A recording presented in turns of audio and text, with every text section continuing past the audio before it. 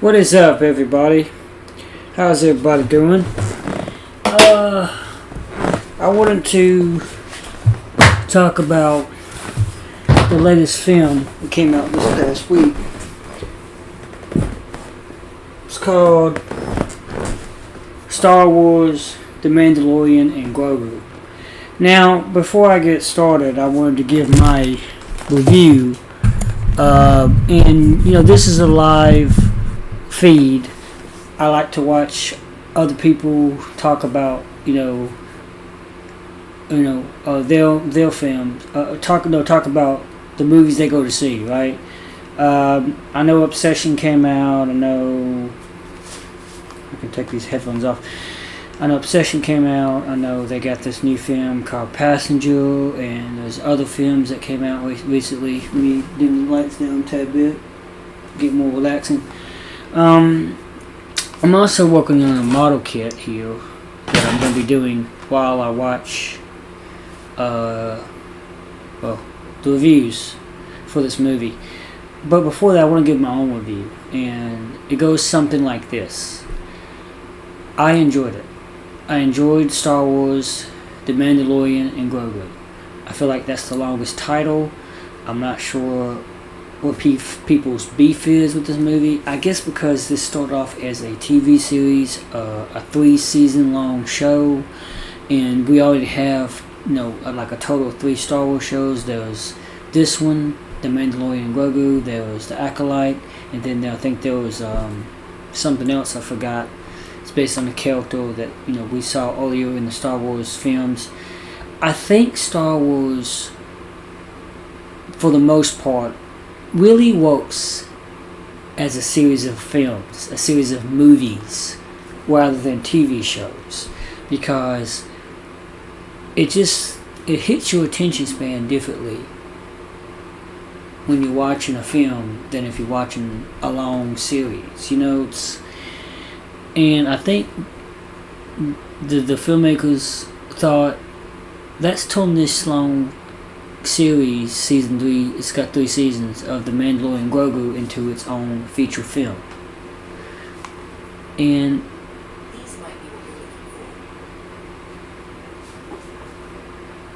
my bad, that was Siri from my iPhone. I feel like I can enjoy it more if it's a movie. I was going to see this movie just to see what The Mandalorian and GROGU was about. I'm not a huge fan of Star Wars. I like Star Wars, but I never really considered myself a fan. But this movie works. I mean, GROGU's cute. Of course, he doesn't really speak. He just makes these little noises. I might go see the movie again a second time, but I don't think I'm going to do it more than 2 if I do go see it again, because it's kind of long. It's a Star Wars movie. I don't think there's any Star Wars movie that's not long. Even the the ones that came out before, it was like a solo film. It was like a solo film about Han Solo. Han Solo. It was his prequel story to the character that was originally played by Harrison Ford. And then there was another movie. There's like 2 other movies besides the main canon story that everybody knows about. Yes, I am wearing my Cowboy Bebop shirt. I am in my shorts. I should probably turn this fan off, but it's getting a little chilly. Anyway, I enjoy the movie. I know people have beef with Pedro Pascal. Pedro Pascal. I like to say his name with a Spanish accent because he is Spanish. I don't have a problem with him. I think he's a good actor. Obviously, he's been in things like that movie with Nicolas Cage, the Unbearable Weight of Massive Talent. The Unbearable Weight of Massive Talent. That's what it's called. He's also been in Fantastic Four, the most recent one that came out last year. That one came out in July last year, right? It's about to be July. I can't believe it's been like a year since that movie came out, Fantastic Four. It's hard. I didn't mean to interject with that, but I don't mean to, a side quest here, but it's just 2025 went by fast, and now we're into 2026. It's like, we're going into June. Before you know it, June will be over, and then July will hit. Anyway, they might bring that movie back just because of it's like its 1 year anniversary. Anyway, this movie follows pretty much Grogu and the Mandalorian. I really don't understand it. They're trying to basically bring home this he's a son of I was about to say Chewbacca, but Jabba the Hutt. That's right. He's a son of Jabba the Hutt. I forgot his name, but you'll see it in the reviews when I go into the reviews. Not my review, but the other reviews that I'm gonna watch. I'm gonna screen share with you. Anyway, so yeah, that's pretty much it. They're trying to find this guy. This son of Jabba the Hutt does not want to be found. He's found a new life. He does not want to go back to his home planet because they will kill him. Actually, it's not his father that's looking for him. His father's dead because I think his father died in the main canon. I think Han Solo had something to do with his death. Anyway, because Jabba the Hutt was trying to kill Han Solo, and that's how Han got frozen in that little orange goo, what it was. Anyway, so he's the son of Jabba the Hutt, but Jabba the Hutt's brothers have taken over, or brother or sister have taken over, whoever they are. They've taken the throne, even though his son is the rightful heir. And because his son is, which is the one, the alien that the Mandalorian is looking for, Mandalorian and Grogu, he's the rightful heir, yet he does not want to atone because he knows that when he does, if he does, his aunt and uncle that have taken the throne will kill him to keep him from taking the throne from them, because he's the rightful heir to the throne. So they want to eliminate him because he's a threat to their authority and kingship, king and queenship. I think it's a male and female, and his aunt and uncle, whatever. Anyway, you can read about it on Wikipedia or whatever, or just watch the reviews. Anyway, that's my review pretty much. I like the movie. I don't see what the big beef is with Pedro Pascal. I don't understand it, But anyway, we'll get into that. So I guess let's get into it. Then I'm gonna have to brighten my room up a little bit so I can see my model. I'm working on the Master Gundam. This one. You can't really see it, but it's the Master Gundam. Maybe you can zoom in on the computer. That's what I'm working on. Okay, camera. So, yeah, that's what I'm working on. So it's an MG Master Grade model. Okay. Actually, I need my kit.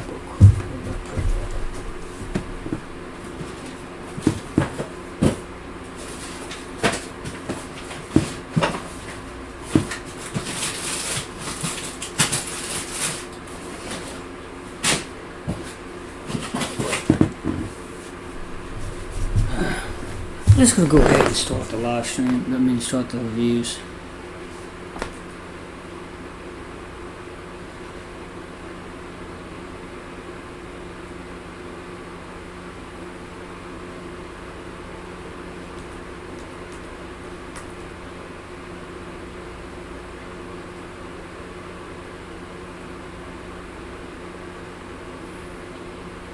When The Mandalorian premiered on Disney+, one of the things that made Star Wars live-action episodic TV debut so special was how ably it evoked the wonder of the original trilogy while also forging its own unique path through the galaxy after the fall of the Galactic Empire.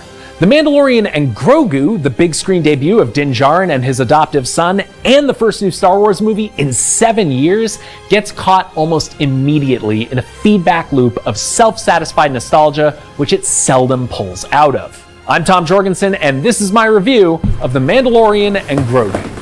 There comes a time where we all have to say goodbye. Get out of there, Mando. This is the way. The Mandalorian and Grogu's plot is dead simple. The two of them are contracted by the New Republic's Colonel Ward to bring in the late Jabba the Hutt's adult son Rada at the behest of Jabba's twin siblings, who are eager to continue consolidating that was power his name. after their failed attempts to do so on Tatooine during the events of the Book of Boba Fett. While technically a follow-up to the third season of The Mandalorian, events of the Book of Boba Fett consolidating power after their failed attempts to do so on Tatooine during the events of the Book of Boba Fett. Are they stuck together or something? It's just the way they're often shot. Oh, I forgot that little miniseries, The Book of Boba Fett. I forgot they did that. While technically a follow-up to the third season of The Mandalorian, which concludes with Din Djarin and Grogu settling Because nobody mentions The Book of Boba Fett, really. on Navarro and agreeing to work for the New Republic, The Mandalorian and Grogu draws from effectively zero of that groundwork, to a degree that is completely perplexing. Director Jon Favreau and Lucasfilm boss Dave Filoni spent 3 seasons on Disney Plus building out characters and cultures specific to this corner of the Star Wars galaxy, and by design, this film feels like it's laser focused on catering to people who have only heard about the show. Look, maybe that provides a cleaner jumping on point for general audiences, and those who are brand new to this way of experiencing the galaxy will likely find some satisfaction in watching The Mandalorian go through the same motions of trying to get a job done while both babysitting and training Grogu. I think that's why it appealed to me, is because as a film, it's not necessarily pulling from the show. It's not pulling from the show's archives, if you get what I mean. It's sticking to a film for general audiences across the board. So it's not just paying attention to the film, the fans, but also to people like me who don't know really jack shit about the show. But for any Star Wars fans who haven't been frozen in carbonite for the last few years, it leaves most of the developments here feeling duplicative of turns that we've already taken. Kind of sort of like me. I want to show you something before I continue.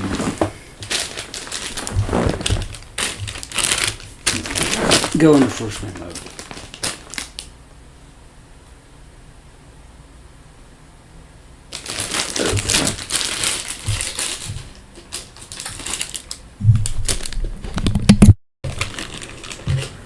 I got a little milkshake from Burger King.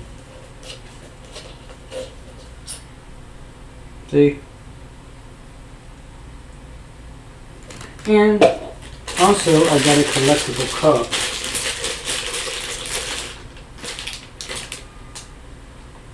You can barely see it.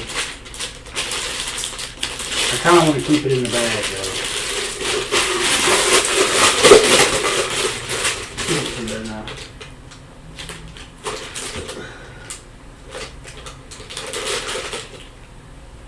You see it? Can you see it? You know. Anyway, got that from Burger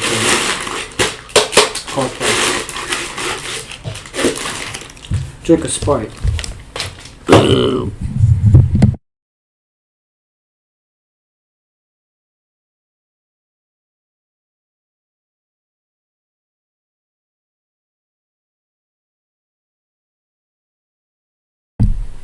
Alright, let's get back to it.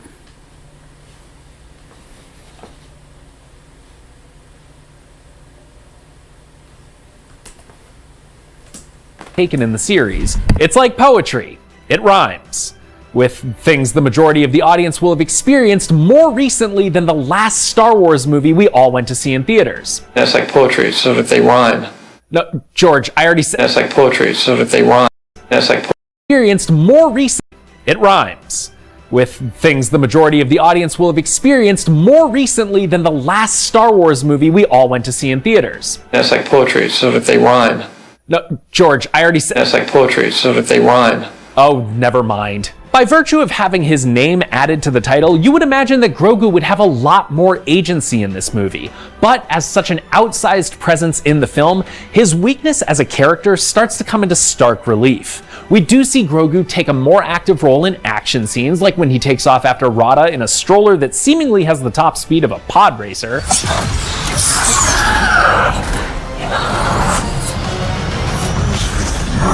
But the movie almost never hands out any negative consequences to Grogu for his impulsivity, so there's very little novelty to watching him make the little stinker move every time and face no consequences. The Mandalorian TV series largely avoids having to interrogate that dynamic by utilizing Grogu as a pivot point for Din Djarin's journey, forcing the bounty hunter to make choices and change based on his relationship with the little green guy.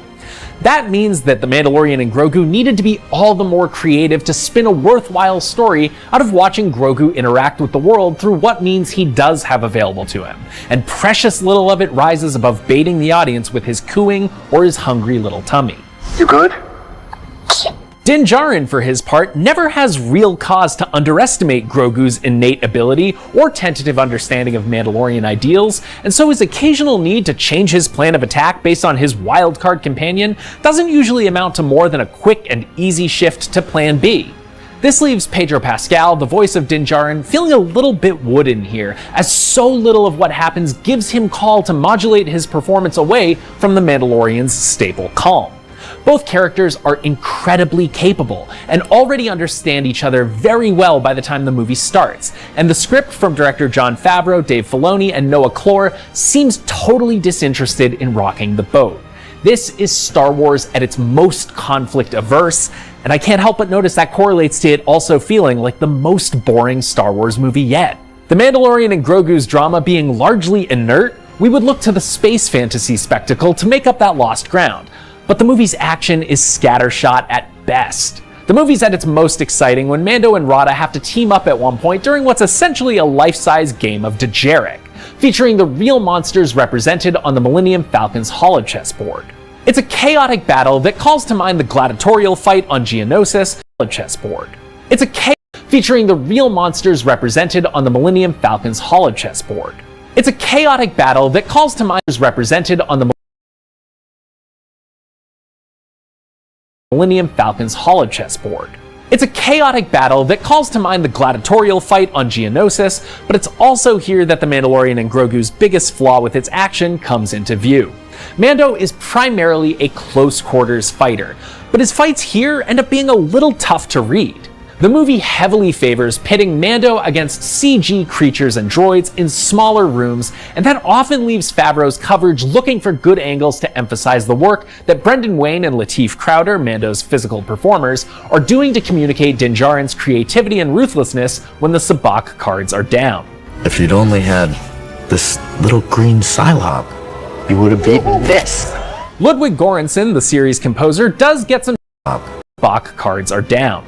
If you'd only had this little green Psylocke, you would have beaten this. Ludwig Göransson, the series composer, does get some chances. That's that Solo. That's from that Solo movie I mentioned. Forgot the proper title. To shine. The synth-heavy version of Mando's theme that hits when he arrives on Shikari rocks. But little of Göransson's work goes far enough towards injecting life into the movie when it needs it most. In the little of Göransson's synth-heavy version, Ludwig Göransson, the series composer, does get some chances to shine. The synth-heavy version of Mando's theme that hits when he arrives on Shikari rocks. But little of Göransson's work goes far enough towards injecting life into the movie when it needs it most. In the third act, which really drags itself over the finish line with a series of non-committal fake-outs. It feels inevitable in the years to come that the popular criticism of The Mandalorian and Grogu will likely be that it just feels like either a truncated season of the TV show or a too long episode. And it feels important to put that idea into some context here, and why taking all the highlights of what maybe could have been The Mandalorian Season 4 and making a movie out of them is such a dramatic non-starter. The Mandalorian's 8-episode seasons have the luxury of drawing stories out for 7 or 8 hours, with each individual episode more free to tweak the rhythm with which each chapter plays out, the genre conventions it leans into, and how much to let the circumstances of the plot affect change in the characters on a long-term basis. You get around 2 hours to do that in a movie, 2 hours and 12 minutes in this case, and that demands a lot more focus and discipline in how the stakes and the momentum of your story are managed. Structurally speaking, The Mandalorian and Grogu is constantly pulled between those two modes of storytelling, full of fits and jumps from the start, and with no demonstrated interest in letting anything that happens be permanent. The film's opening scene features Mando and Grogu hunting a remnant Imperial warlord on a snowy planet, but outside of giving Mando a chance to stalk hallways and take out stormtroopers for a few minutes, which we've seen him do before, this sequence winds up completely disconnected from what's to follow and more of a warning shot than a starting gun being fired off.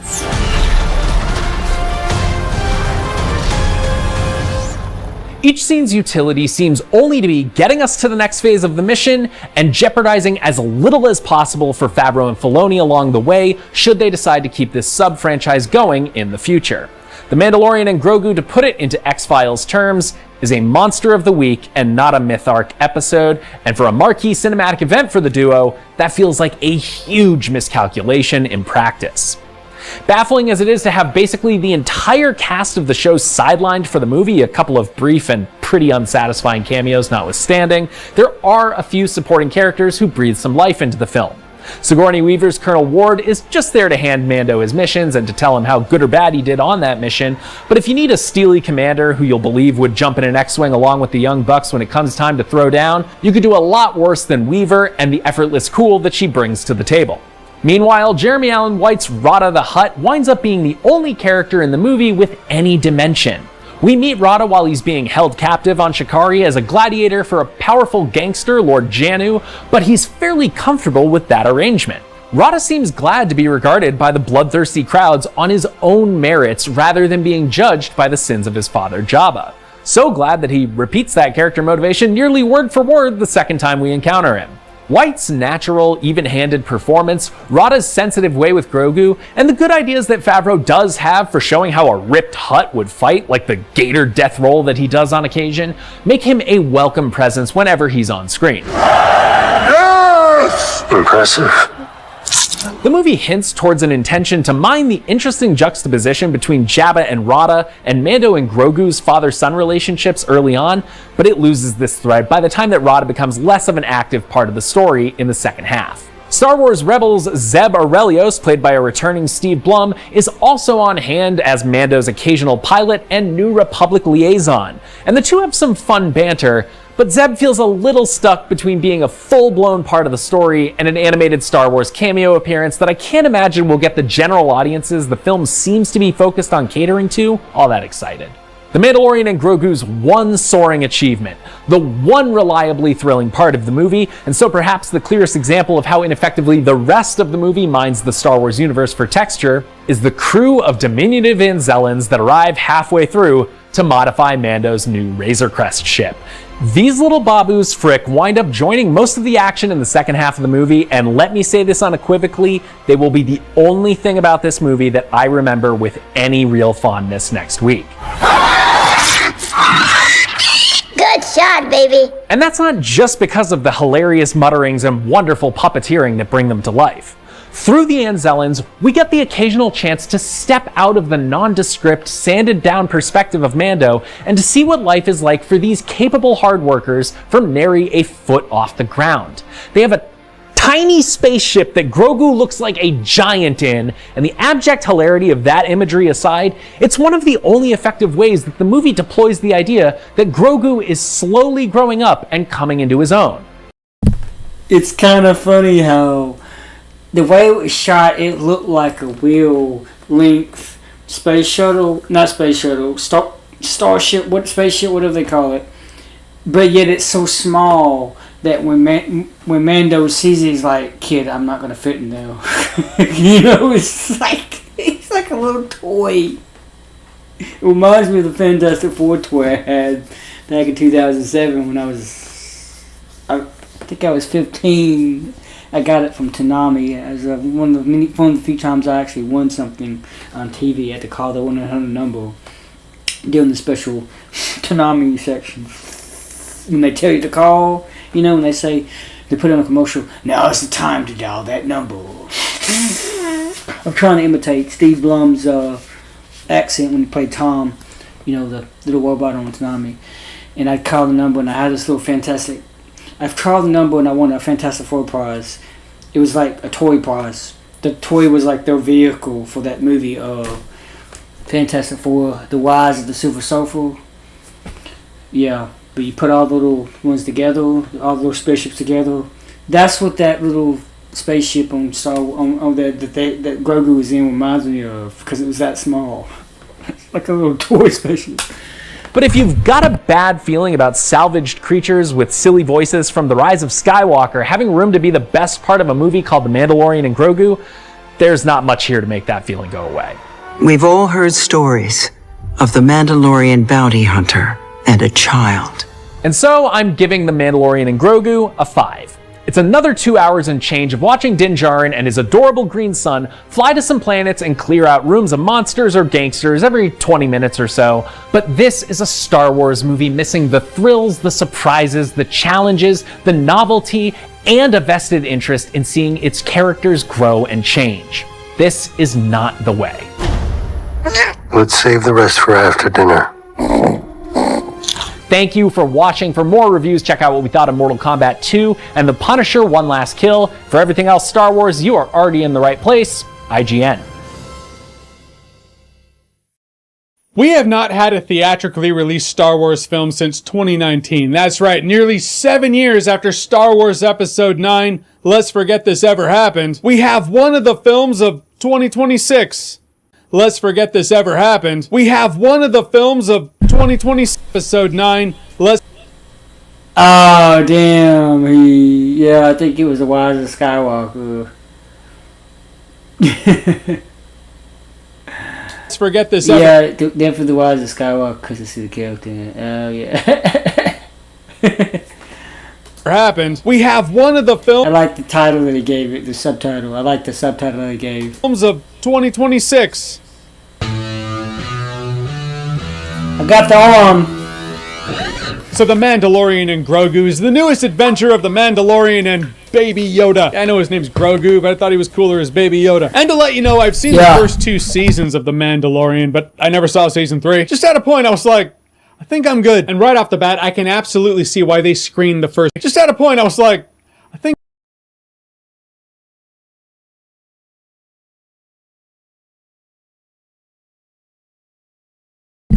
Is that Jack Black? That's Jack Black. How the hell did they get him in a Star Wars franchise? It's been desperate.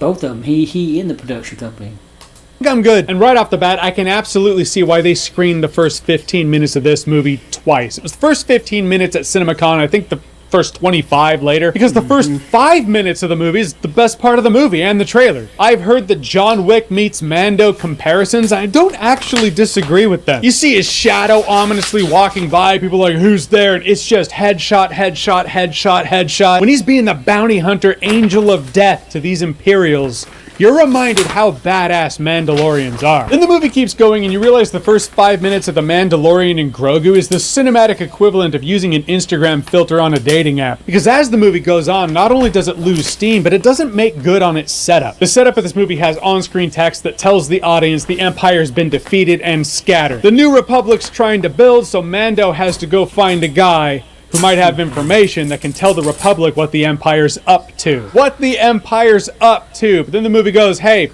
forget about that. Let's deal with the Hutts. This movie's either going to be exactly what you thought it was going to be, or what you were afraid it was going to be. It feels like 2 arcs made up of 4 episodes of The Mandalorian released on the big screen. Maybe 5 episodes of The Mandalorian. Sometimes those episodes are kind of short. And yeah, the first half of this movie is by far the more engaging half. Though he only goes after a couple people, there's a deck of cards that Sigourney Weaver's character has. Each card in this deck of cards is a different person that Din Djarin, the Mandalorian, can has. Each card in this deck of cards is a different person that Din Djarin, the Mandalorian, can go after. I found it funny that sometimes this movie...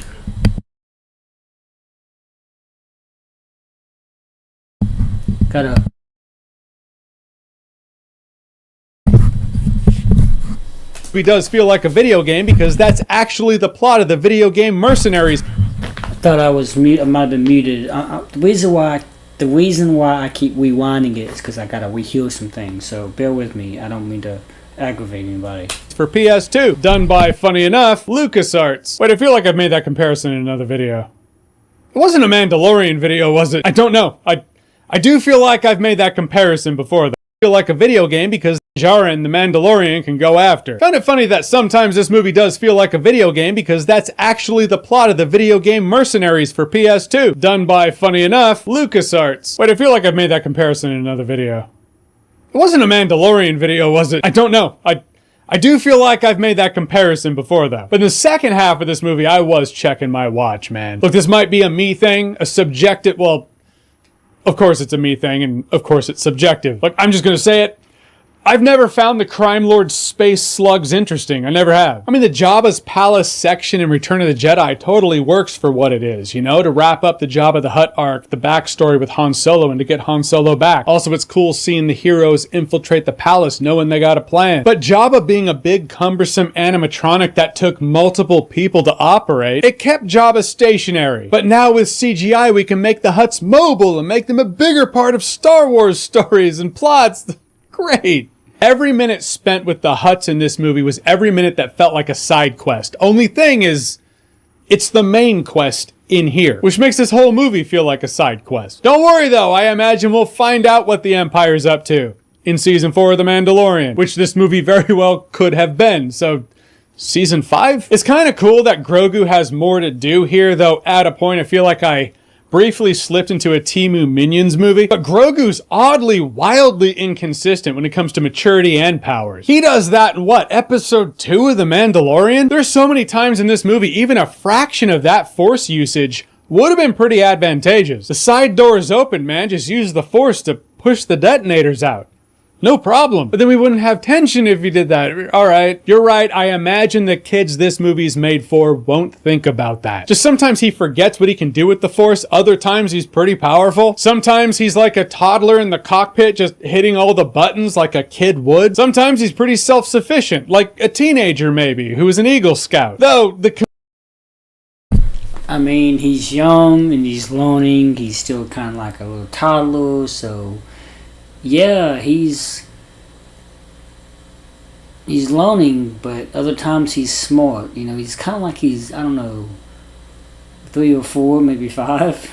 Consistent part is it coincides with the conveniences this movie's stacked with, because there are a lot of them. Situations of peril that would require a very specific solution or a stack of specific solutions, and wouldn't you know it, some CGI in this movie looked pretty solid, not gonna lie. Other shots look like a TV show. Ironic. And at least one shot in particular just straight up looked unfinished. In the end, I don't even hate The Mandalorian. I mean, when I first saw the trailer, I did think this movie's gonna look like the TV show. It already does. Like, when I saw the trailer, I was thinking, it looks like a TV show. It's gonna look just like the TV series. And it more or less does. And Grogu, it's safe, disposable sci-fi slop that I don't even know who it's made for. It's a kid's movie that's too long for kids. Being honest, it drags for adults as well. And any adults, especially in this economy, are going to check their wallets and realize they can get better Mando adventures in the episodes of the already existing show. I suppose that hurts more because it's a Star Wars movie. I found it weird going from, hey, a new Star Wars movie's coming out. That's an event with months leading up to it. Months that you felt. And then last week I was like, oh, that's right. There's a Star Wars movie coming out next week. Huh. In this movie, I was forced to face and wrestle with this question, how long can I enjoy this formula? Mando has to fight CGI monsters, and then gets out of it. And then has to fight CGI monsters, and then gets out of it. And then has to fight, that's right, CGI monsters. Rinse, repeat. How long? The answer is half this movie. About an hour. I'm just not going to remember the Mandalorian and Baby Yoda in T-1 day. Yep, already forgot. This is the easiest money Sigourney Weaver ever made, though. And it does show. Alright, so the Mandalorian and Grogu. Have you seen it? What did you think about it? What should I ask? What's your favorite Star Wars movie? What's your favorite Star Wars show? I've asked all of them. What's better? The Battle for Endor or Caravan of Courage? Whatever it is, whatever you think, comment below, let me know. And as always, if you like what you've seen here and you want to see more, click right here to see more.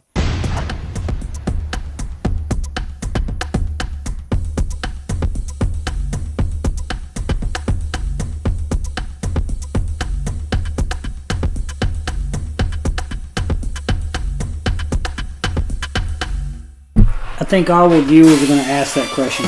Everybody's going to ask, what is your favorite Star Wars show, movie? Like and comment to get that engagement.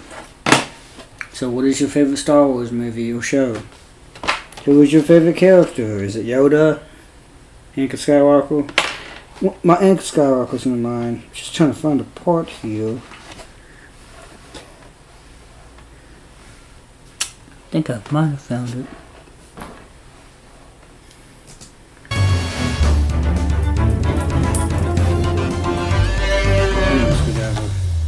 Star Wars, The Mandalorian, and Grogu is directed by Jon Favreau and written by him alongside Dave Filoni and Noah Clore, and is Star Wars' big screen return after Episode 9, Rise of Skywalker. The evil empire has fallen, and Imperial warlords remain scattered throughout the galaxy. As the fledgling New Republic works to protect everything the rebellion fought for, they have enlisted the help of legendary Mandalorian bounty hunter Din Djarin and his young apprentice Grogu. When it comes to Disney's handling of Star Wars ever since they acquired it from George Lucas, I would say I have liked more of their television projects than I have their feature film projects. Most of the Mandalorian show I enjoy. I'd say I like about 75 to 80% of the episodes. I like what Dave Filoni is doing on the animation side. His new Maul show is very good. I liked the last season of the Clone Wars for the most part. I haven't seen Skeleton Crew. I haven't seen The Acolyte. There's a lot that I've missed.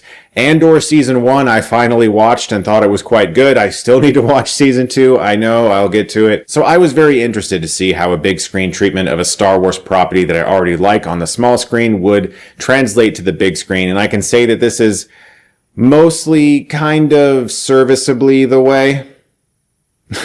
I found this movie mostly entertaining. The action sequences are exceptional. They're very well crafted. The stunts are excellent. The production design, the costumes, the effects. Ludwig Göransson's score obviously is a high point, just as it is in the show.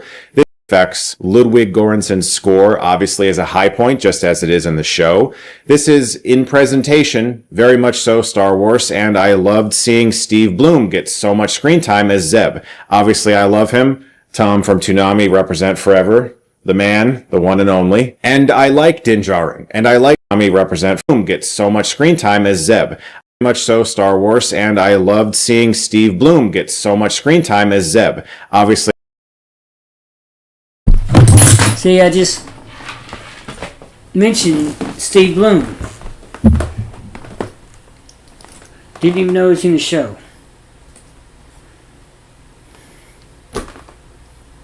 Everything is... Hold on.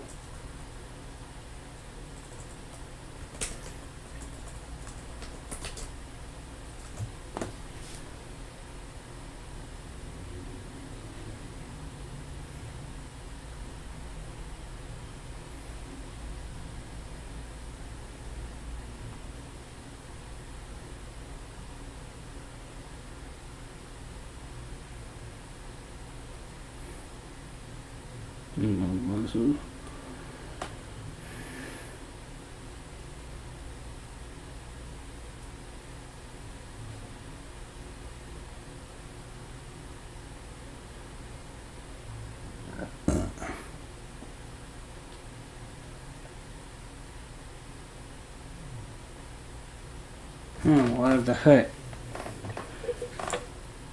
I didn't know Jimmy Allen White was Water the Hut. He's from the FX series The Bear.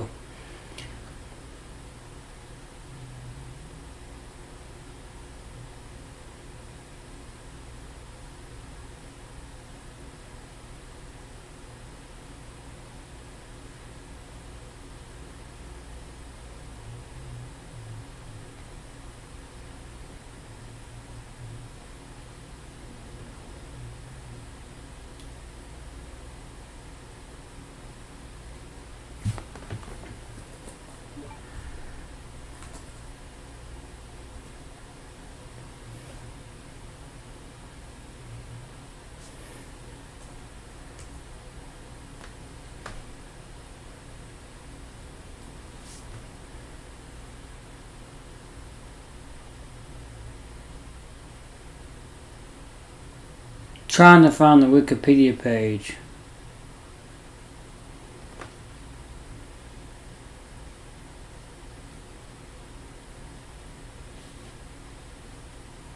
Performing this on a bed, it's a little bit hard.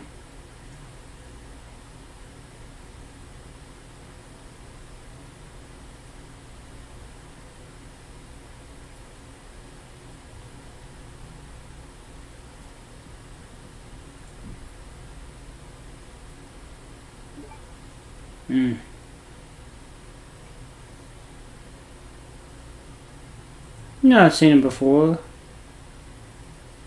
In his character.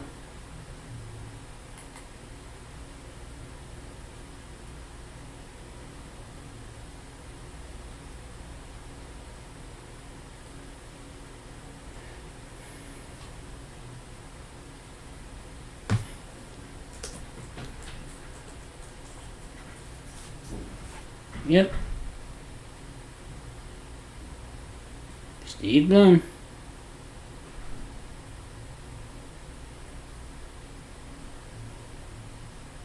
The one and only.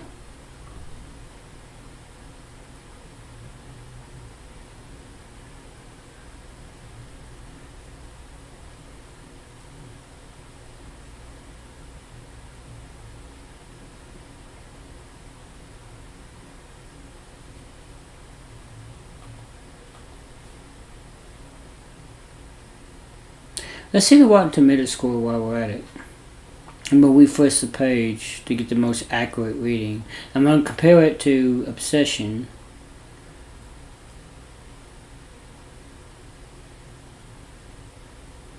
Ah, 62 from the critics. Not doing so well with the critics. Kind of mixed, I guess. Doing fine with the audience, though. Pretty good with the audience.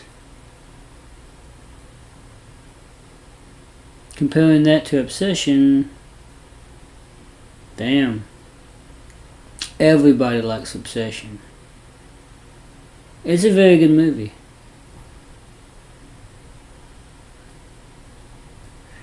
I love him. Tom from Toonami, represent forever. The man, the one and only. And I like Din Djarin, and I like Grogu. I already did. And so this movie doesn't have to do any work to get me to like those characters. But what I will say is that it really doesn't have much of an interest in challenging them. And it's tough because when it comes to Din Djarin as a character, the ways to challenge him are mostly through his creed as a Mandalorian, and the show has already done that extensively.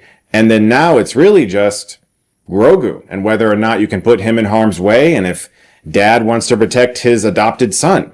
Besides that, it's tough to challenge him because he's basically John Wick in a helmet. He is so powerful, and pretty much anybody who is the same size as him does not stand a chance against him, and even far larger than him. Now, there are some sequences in the film where he's pitted against some very formidable creatures, and it's very clear that he's in over his head. Those sequences are the ones that I found myself the most tense because I actually feared for his survival.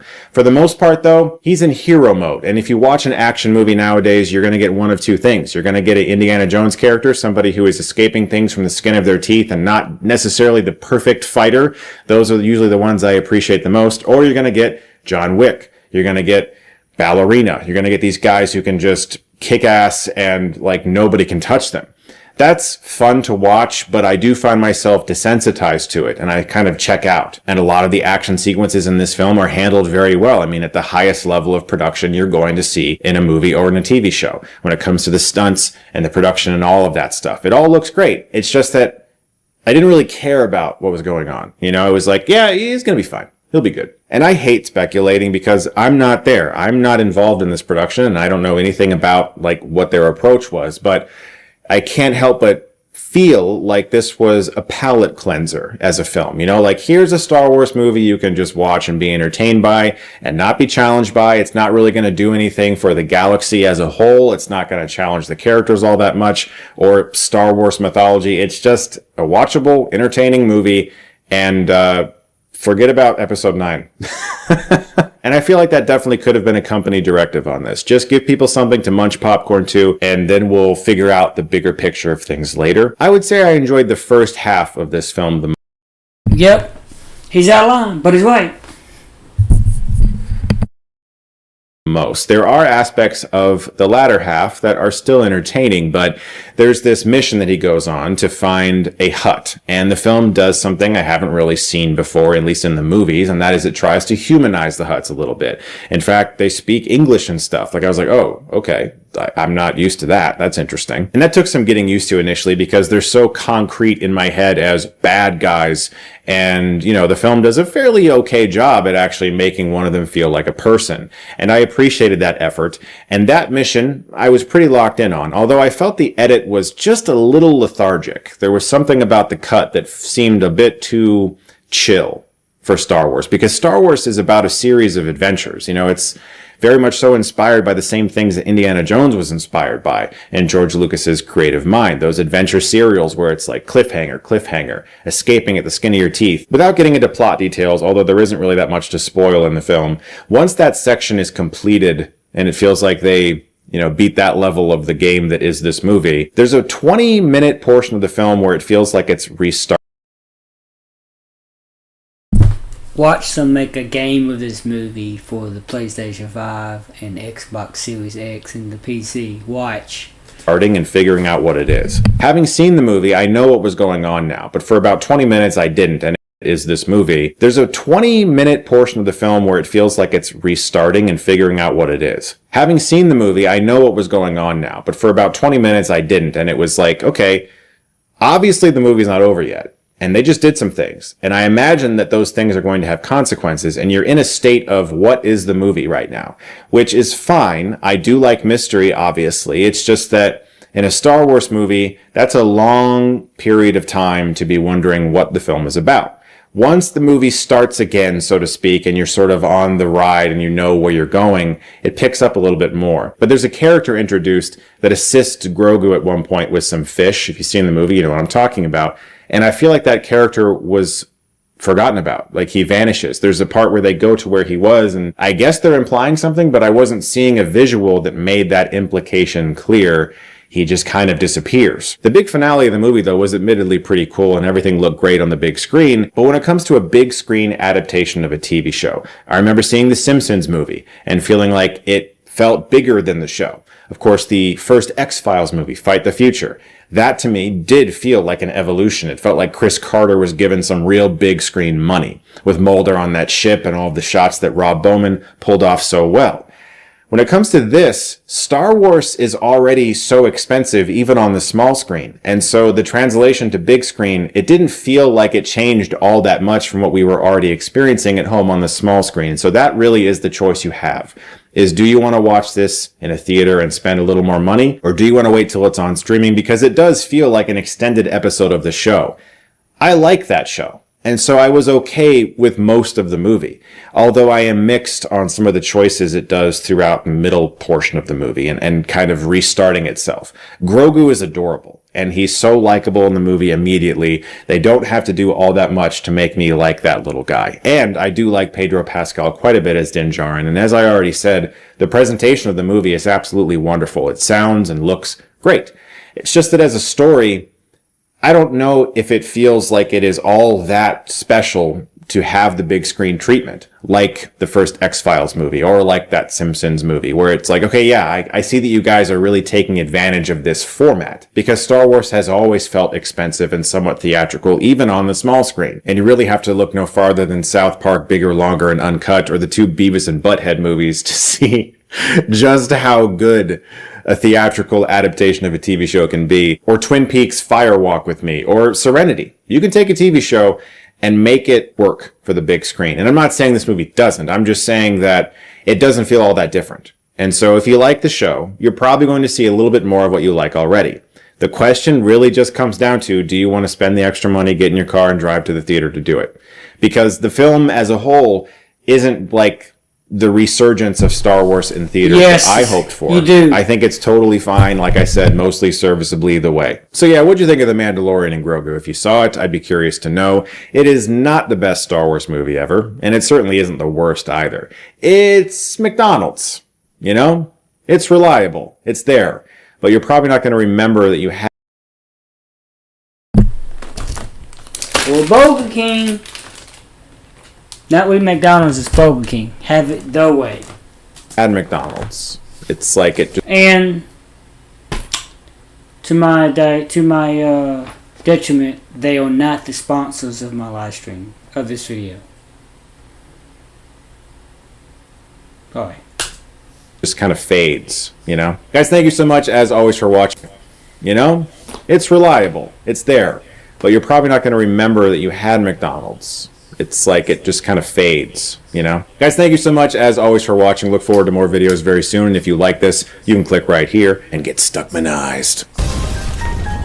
Thank you, Chris.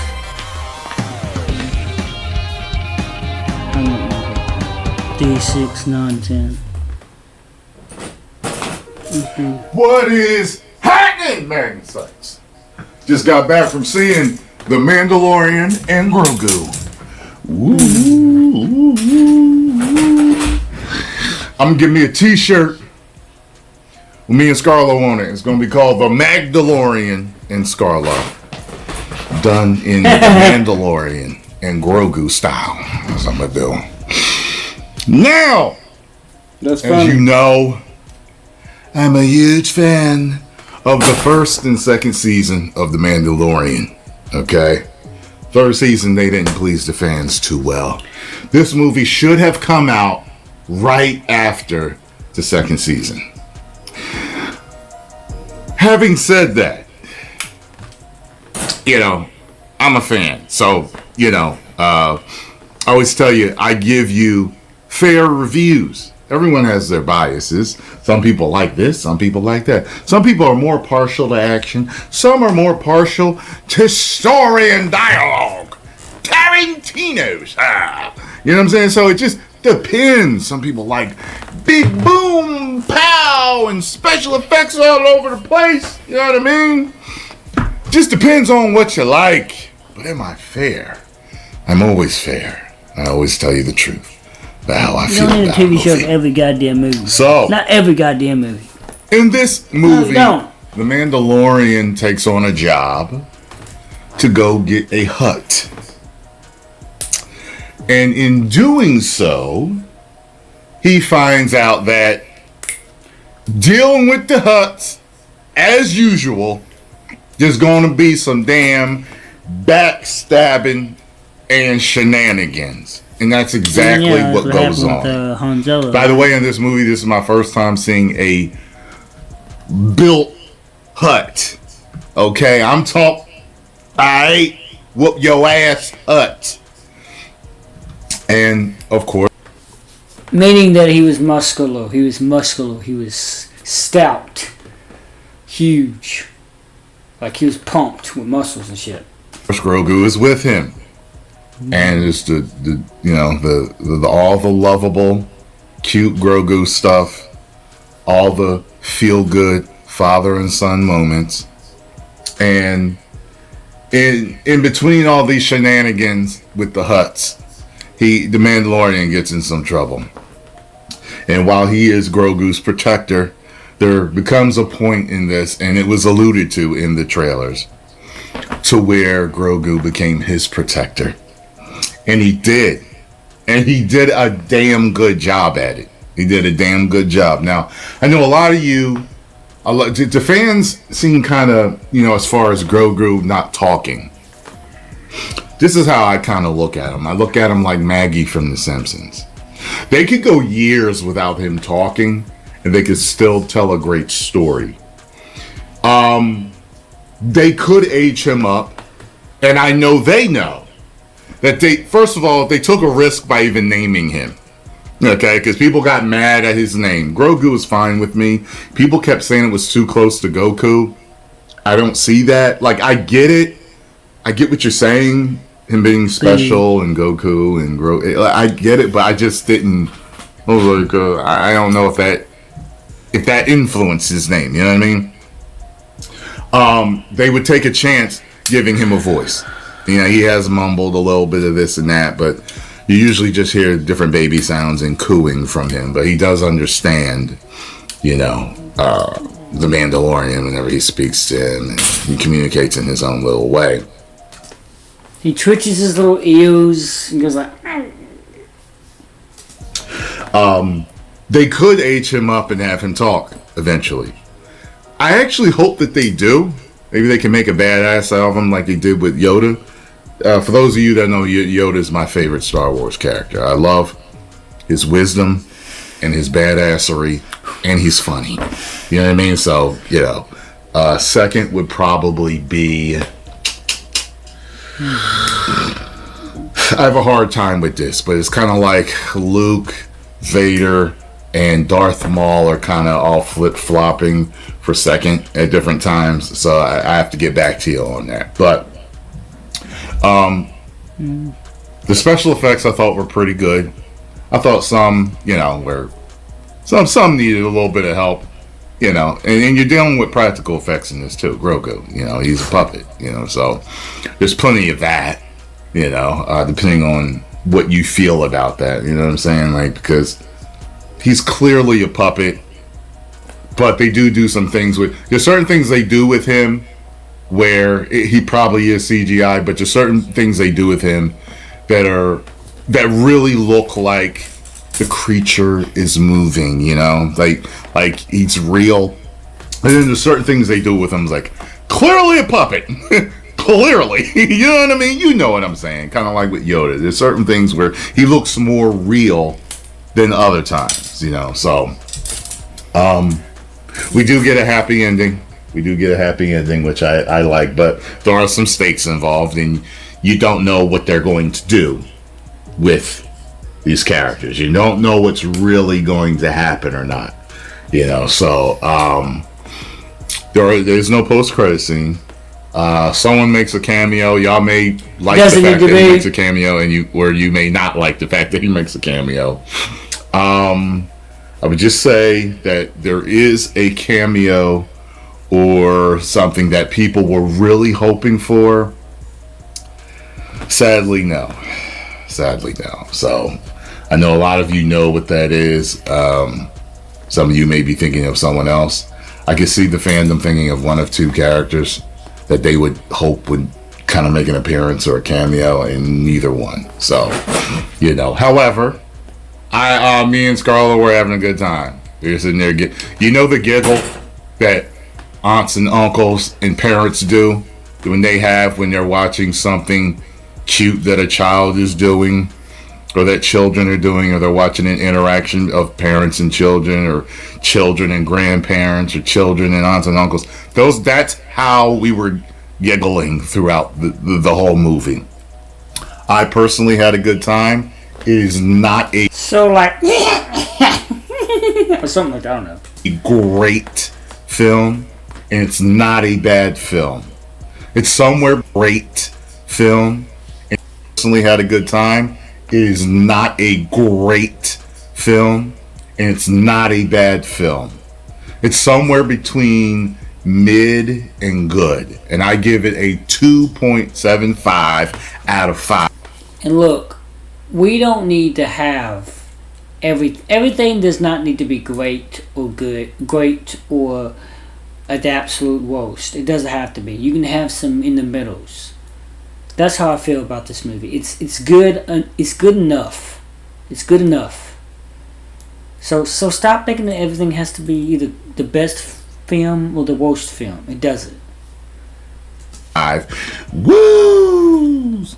As you know, 2.5 is mid for me. It's okay. And a 3 I consider above average entertainment. So it's somewhere in between there. I think that if you're a big Mandalorian fan, I think you'll enjoy it. Okay, I think you'll enjoy it. I don't, you know, there's nothing in there like season 3. So, or like Kenobi. Yeah, I had a fun time. I'd watch it again, but I wouldn't buy it. You know, there's certain like I have Disney Plus, but there's certain movies I will buy even though I have Disney Plus to stream. Same. And you guys Same know what I mean. Collectors know what I mean. It's like I don't care if I got it on streaming. I want my own copy. I don't need my own copy of this, but I would turn it on and watch it from time to time. You know what I'm saying? Post the comments down below. Let me know what you all think. I thought Pedro Pascal did a good job. Is it me, or does the Mandalorian never sound like Pedro Pascal to me? I always forget that he is Pedro Pascal until he takes the helmet off. Maybe it's just me. I don't know. Kind of. 10 million subscribers. It's the way he sounds with the helmet on. Woo! Hey everybody, today I am going to be reviewing The Mandalorian and Grogu. This was directed by Jon Favreau. Y'all know, if you have followed me on this channel for a significant amount of time, that I have had quite the journey with Star Wars, and I have reviewed all of the core 9 and then maybe a couple of other ones. So I'm not going to get into the history or my background, my relationship with it, because that is what the reviews are for. You can watch those. I remember when The Mandalorian was popular as a television show a few years ago, and while I never saw it, I have seen enough scenes from it and had enough discussions with people who have seen it where I feel like I at least get the idea behind it, or know what it was going for. We're really opening up Star Wars as a universe for new stories, new avenues, and all of this was heavily symbolized, alluded to in The Last Jedi, so far as the future of Star Wars as a property. Due to production delays, I think, with season 4 of The Mandalorian, they just decided to expand it into a feature film. And for me, it's like Mandalorian isn't that fresh in people's minds as it was a couple of years ago, so it makes the timing to me a little bit concerning. And even when I think about the opening of the movie, I see a big problem already, just tonally, that consistency. The question I always have to return to when I'm watching these movies is, who is this film for? Is it for kids? Is it for adults? It's like, you have The Mandalorian, and I see that kind of reflecting old West. It's Star Wars. It's for kids and adults. It's Star Wars. Not Obsession, not Passenger, not whatever kid movie they got. Do they have any kid movies out right now? I don't think so. It's not Paw Patrol. It's Star Wars. It's rated PG-13 for a reason. When a film is rated PG-13, obviously it's more for a general audience. I know G means general. PG-13 means PG general, but let's face facts. General is more like, actually means guidance, I think. Guidance. It's for kids. General is for kids, PG is for kids. But PG-13 is more for everybody. Like, it's family friendly. Western archetypes, those tropes of like the Lone Ranger, the rogue character, and he's in sort of a more muted, darker aesthetic. And so the tone there is going to be a little bit more subtle than you're used to. And so I would think it would pander maybe more to young teenagers and, of course, nostalgic millennials. But then you have Grogu as a character, and that reminds us that Star Wars, no matter how much it attempts to deviate from its initial tone, it's like that child element of Grogu, Baby Yoda, all of that, it fuels the merchandising and marketing for children, and it keeps the need to produce more Star Wars content, and that to me is part of the problem. I am not one of those people who thinks that Star Wars needs to remain a Skywalker story. I am all merchandising. always open to new ideas and new directions and playing with the tone of Star Wars and seeing what results can come from that. But I think in order to do that, you really have to lock in and work from the ground up. It's like pick an avenue and stick to it. Then the story, it comes first, and then the aesthetic, and then you can bring out all of the talent, the animators, the artists, all of it. It seems obvious, but there's no faith in the human element of storytelling anymore with these big Star Wars movies. It's like big stars and filmmakers, when they're a part of the Star Wars universe now, they don't even seem like it's that big of a deal. It's the promise of a big paycheck. It's reliable. It's like, oh, I can pay off my speeding ticket. Essentially, it's going through the motions. Think about the talent that is involved here. Just on a basic level, you've got Jon Favreau, obviously very reputable, and then you have Ludwig Göransson, who's doing the score, and you have actors like Sigourney Weaver. Martin Scorsese is in this, no joke. Why can't you just be happy? People do need jobs. But none of them, with maybe the exception of Martin Scorsese, infuse these characters with any personality whatsoever. It's very much like, say your lines, report to this place at 6 a.m., goodbye. Pedro Pascal feels all wrong for this part, in my opinion. It's just like the overt sensitivity and the softness with which he delivers the lines. It felt too obvious, too pandery. It's like, yes, we get it. You're supposed to be kind, and you're only interested in doing violence if it is necessary. But it's like, come on, have some grit, have some edge, some dimension to be a believable warrior, even if it is meant to be a kid's movie. I've said this before, and we've seen it in movies like The Last Jedi, Rogue One as an example, but the film patterns its style after like Sergio Leone westerns, Akira Kurosawa shots. So it has all these classic tropes and these archetypes without understanding what makes all of that interesting. It's going for that kind of Rio Bravo slow burn where you feel out different worlds and you get to introduce different quirky characters. It's almost episodic, and it relies on the character dynamics for the tension. Who can you trust? Who can't you trust in these new worlds? This is why reliance on strong script as the binding is the key for tension in those sections. Reliance on mood, character, motivation. But instead, this movie feels almost like it's allergic to basic tension. I felt completely disconnected almost from everything happening on screen for the majority of the film. It's Star Wars, so the dialogue is going to be stilted to begin with, but here the exposition is so telegraphed, so on the nose, so convenient that you never fear any risk or any messiness or just boldness to push this experience out of the comfort zone. This movie feels like you're riding a bike, but it has training wheels on it. This is not to say that the aesthetic, the production design, the special effects should be ignored. I would say for the last 10 years, most of the Star Wars films have been stellar in that department, and there's plenty of money, I think, to elevate everything properly. But I will say, for movies like this and Rogue One as an example, I like that they're more creative and they're less reliant on the nostalgia aspect of things, like they were for maybe the Abrams entries. Even if the majority of these new movies don't do it for me at all, if I was a conceptual designer or something, a computer animator, this would be a dream to work on. It's the perfect place to flex those creative muscles. And there are some beautifully designed creatures in this movie. The way they are shot, the way they move, it looks like real conceptual art designs come to life. There is one action sequence that takes place in the water, and it features this giant white snake-like type of creature, and I just loved that part of it. The way that it snarls and snaps, the way they captured how it slithers and the wetness, it was so fantastic. Other creatures too, that the centipedes, the kind of creepy crawly nature of everything, I thought it was great. I like the second act of this movie and the planet that is featured. It's very like swampy and mossy. It's imaginative, and you do feel like you've been transported to a place that feels very foreign. You almost feel the mugginess in the air, the heaviness of the moisture. And then you have the characters, the weapons, the look of them, and it's like they seem so intriguing, so cool. It's like if only we had a good writer here, but we don't. And so the whole souffle does not rise, it does not connect. In the end of this film, like almost every other Star Wars film, we resort to another recycled version of the Battle of Yavin,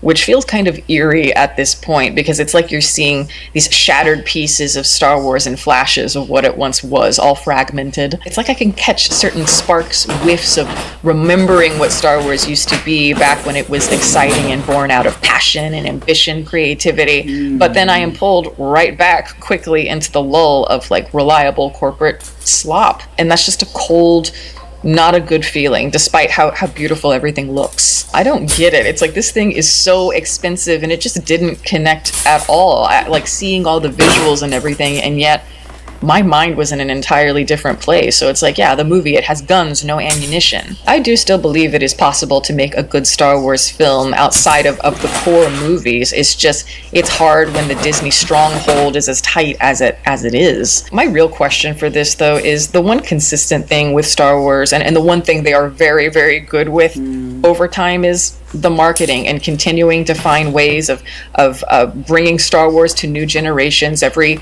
20 years or so. But when the content is just cranked out like this, it doesn't resonate and it doesn't connect emotionally, I think, with audiences. And so what happens then to the property so far as Disney is concerned? Is the marketing still as effective for future generations of kids? Or does all this new stuff just get kind of lost in the shuffle? That's more what I ponder here, but yeah. Don't watch this, it's boring. Unless you are, of course, a huge Star Wars fan, I would say skip it. But that is my review. Thank you guys so much for watching. I'm going to plug my website as always. It is dfocuslens.com. I'm an artist. I do commission portraits, and I also sell prints of my work. If that is something that you're interested in, you can always go to the website below. And if you have a question about a commission or a print, you can always email me. My email is in the description box below as well. Also, I'd like to give a shout out to my patrons who are great. Guys, thank you so much for your support. Welcome to all the new members. If you are interested in supporting, the link for that is below, as well as the rest of my social media information. You can watch more videos here, and you can subscribe if you'd like. Catch you next time. Why? That's right. It's been 7 years since we got a Star Wars project on the big screen. Is The Mandalorian and Grogu a movie that is worth your time? Hello, Grogu. You good? Got to review a movie, buddy? Look, we're going to have a nice discussion about that. No violence. Don't you look at me like that.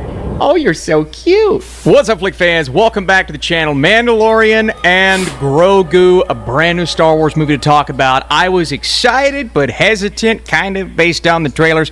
We're going to discuss this, and how do you feel about the Mandalorian show as a character, and is Grogu the cutest thing ever?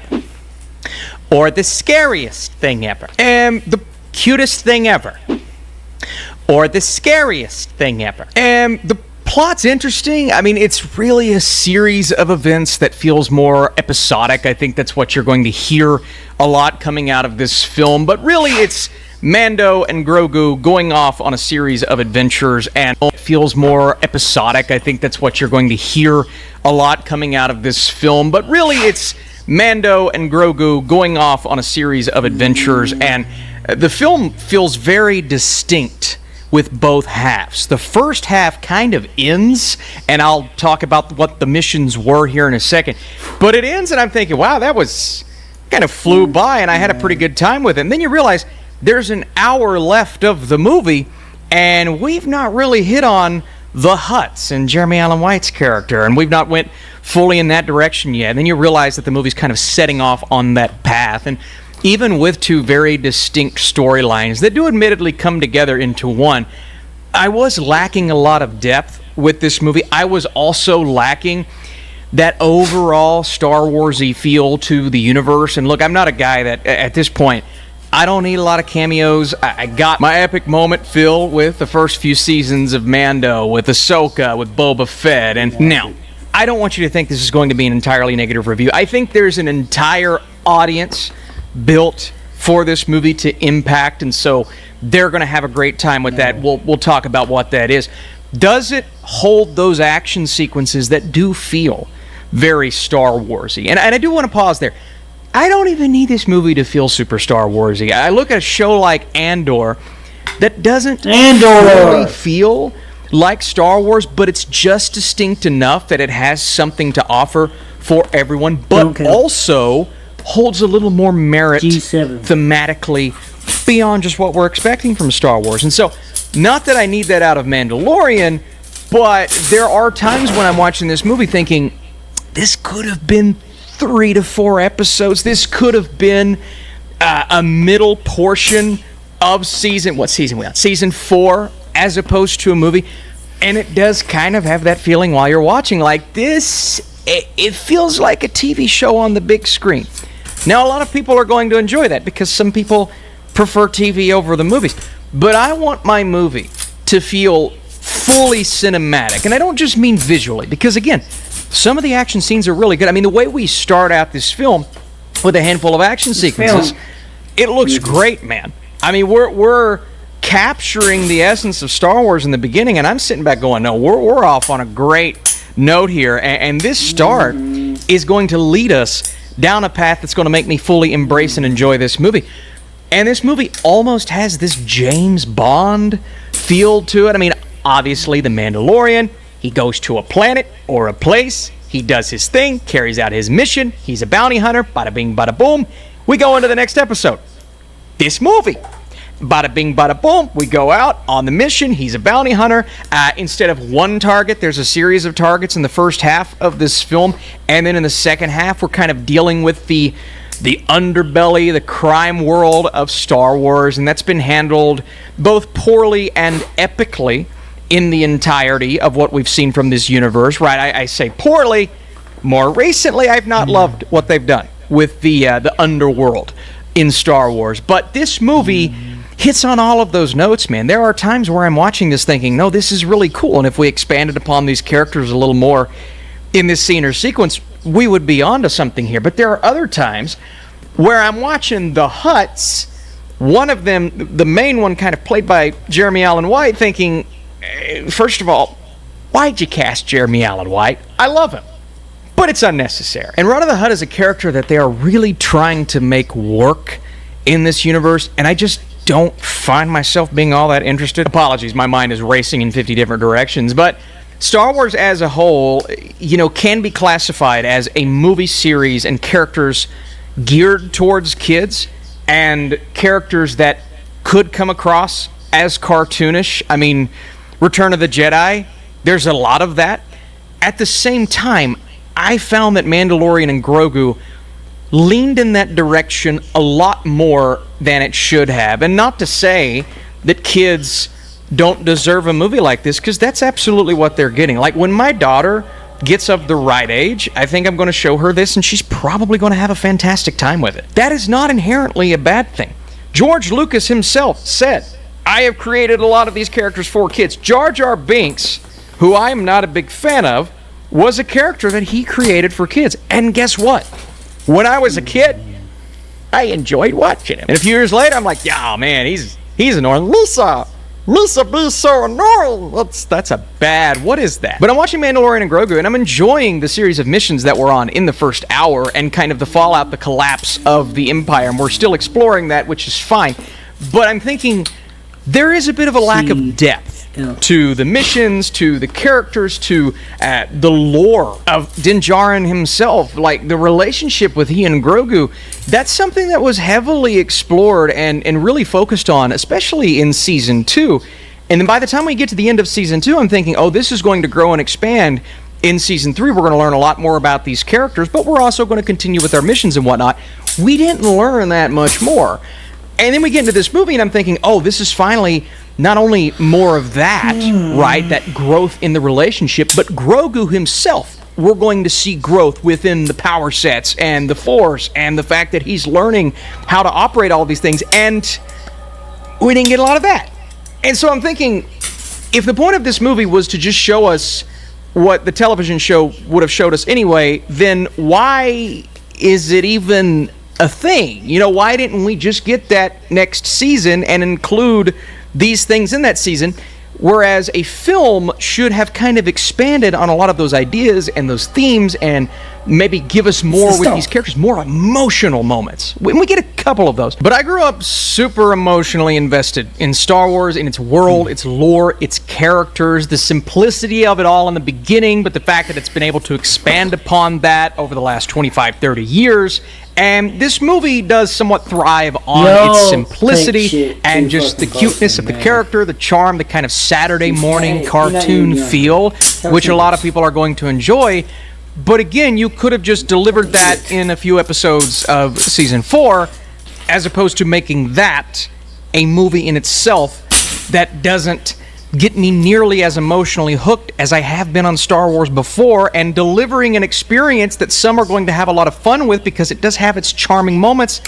But for me, I was looking to be a little more emotionally connected, and I just wasn't. The other notable bounty hunter here is Imbo. Very cool character. Personally wanted a little more of that on screen. Again, going back to the Hutts, it's just the combination of CGI, mostly CGI, less practical, was a little frustrating. I don't get as invested in those moments, and that's why the second half didn't work as well for me, and it just feels a little disjointed in that way. And of course, you've got Pedro Pascal, who does a nice job. Doesn't show a lot of emotion, but that's not who the character is. Again, Grogu is Grogu, the cuteness, but there are times where he's just floating around doing things, and I'm thinking, couldn't you have used the Force there, and it would have helped a lot more than what actually ended up happening? So let me know your thoughts down below. If you want to like this video, share it, all of those things. We'll talk more Star Wars in the future when we get more Star Wars content, and when Grogu Stop staring at us. And this has just enough charm and fun to suffice for some, as it maintains that fun dynamic we grew to love between our two leads. It also features some surprisingly cinematic action sequences that will absolutely entertain. For those that are looking for much more to these characters or this world as a whole, disappointment feels inevitable. Part of it feels like it solely exists to tide us over to the next season, where we'll finally dive a bit deeper. The lack of depth and inability to deliver a memorable plot makes this a somewhat forgettable experience, and I do miss the way I used to feel during The Mandalorian. And again, this is not a poorly put together film. I'm not as frustrated as I was when I watched The Rise of Skywalker. It's just a somewhat forgettable experience for me, and I was just looking to be more emotionally moved. And I still love The Mandalorian and Grogu as characters, so what can you do? Let me know your thoughts. Thanks for watching, and I'll see you soon. How's it going, everybody? This is a non-spoiler review for The Mandalorian and Grogu. It is the latest Star Wars movie. It's the first Star Wars movie in the theaters since 2019, since Palpatine returned in The Rise of Skywalker. And now we get the first theatrical movie based off of the popular series, The Mandalorian. At least seasons 1 and 2 are popular. And this is now the theatrical version of the movie, of the TV show rather, and that was going to be the question, right? What are they going to do with this movie? Are they going to make this an episode of the television show? Is this a condensed season just turned into a show? Is it going to feel like a show, or are they actually going to just put these characters in a movie? And is it going to feel like a theatrical movie? And that was the question. Jon Favreau directing this one, Filoni producing it, Pedro Pascal, Brendan Wayne, Latif, they're all bringing the Mandalorian to life. And of course, you got Grogu, Sigourney Weaver, Jeremy Allen White is playing Rhoda the Hutt. So what was it going to be? This movie is definitely, as people have been saying, as I said in my Out of the Theater reaction, this feels to me like a filler episode of the television show, meaning that there's a side adventure, and the main quest, at least what I thought the main quest was going to be, it seems like where it wasn't going to be just a filler was, here's the Mandalorian and Grogu. They're going after the remnants of the Empire. They're still working for the New Republic, and they're trying to find out what those steps are to who's in charge, what's the higher ladder. And it seemed like at one point it was supposed to be Thrawn and all these things were going to tie in. Favreau said that wasn't going to be the case. It was going to be kind of like a standalone adventure, but they start off and they have this thing going on with the Empire. You've seen it in the trailer. The AT-ATs and things are in the snow and they're fighting the stormtroopers. And like, okay, great, is that what this is going to get? And I'm like, if they can kind of go through this side adventure in the way that they made us care in the first couple of seasons, I can get on board with this one, even though I'm not like as pumped as maybe I want to be for this film. Unfortunately, once they get past that aspect of it and they start getting into this Hutt adventure, it kind of lost me. The bounty hunter of Embo looks great, though. I'll tell you that. Embo looks great. The bounty hunter, the Hutts, the Hutt side of it, it just, first of all, I didn't like CGI Hutts. I think that it looks like a cartoon more than anything else, and I didn't think that worked.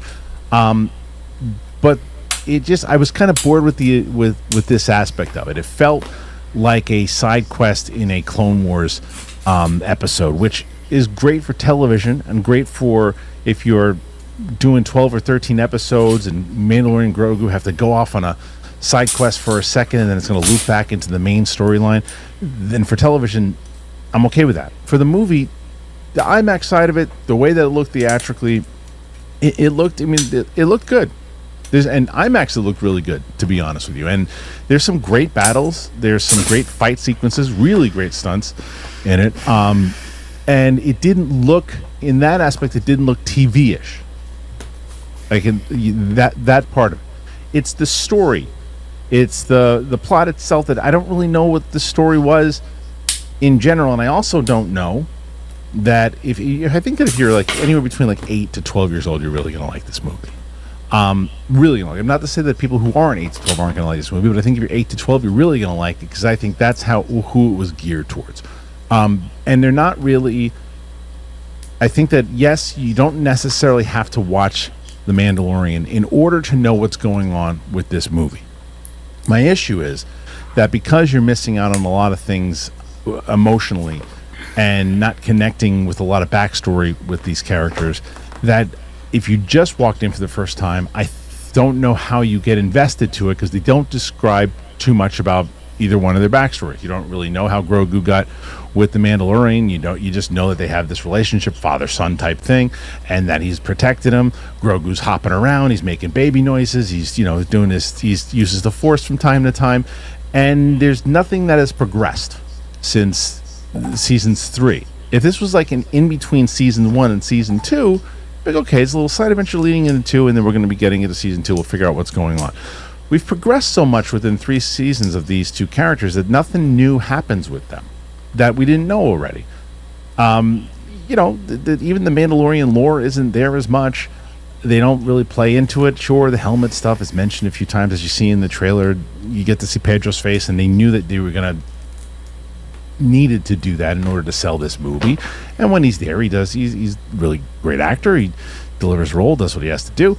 But I don't know, I just never really attached to it. Like, I think that the problem was as I was trying to get attached to the story, there was like, okay, here's a couple things we're going to set up. There's a couple lines of dialogue. We're going to try to get a little bit of emotion, then let's fight a monster. And then, okay, line dialogue, let's fight another monster. And then here's another monster. And then here's a big thing that happens here. And I think that what people are going to do is, well, I just had a good... Yeah, there's too many monsters, too many of them. I just had a good time. And if that's what you're looking for, I think that maybe you're going to enjoy this movie. It didn't work for me. Yes, Hulk Hogan. It didn't work for me, brother. Because I was looking for more than that. And I hate the stupid comment. They'll just say it's not good. I can't say that. To me, there's like I didn't enjoy the story of it. The overall movie itself and how you look at it and how it's put together, it's an adventure. It's an adventure. Do I think it was terrible? No. Was I a little bored? Yeah. So take that, what you will, of the movie itself. But I think there's people who are going to go, and if you're enjoying the series and you don't really care about furthering the lore, and you just want to see a Star Wars adventure, and you just... Like me. I think this movie is perfectly tailored to families. Especially when it's like, that's what I said. I don't know, is there something out in the theater? I want to take my kids to go see a Star Wars movie. I haven't seen Star Wars in forever. I don't know what the hell is going on, but the kids want to see Star Wars. You're going to walk around, how was the movie? Yeah, it was fun. We had a good time. Whatever. That's what it's going to be. But if you're looking for more to the Star Wars franchise and you've been invested in the Star Wars franchise, I think you're going to be disappointed. I think some people, I don't think you're going to like it. I didn't dig it. This was kind of like, thought that there could have been more to it. It's not something I really repeat viewing, like something I'm going to go back and watch again. Still enjoyed that shit. Watching it at home. I do admit there are too many very curious to see overall. That did get a little bit boring. What am I going to score? But I like Grogu. You know what? I'm going to go. I'll go 2.9 out of 5 for the Mandalorian and Grogu. 2.9 out of 5. There's a lot in there that I think. Just say 3, man.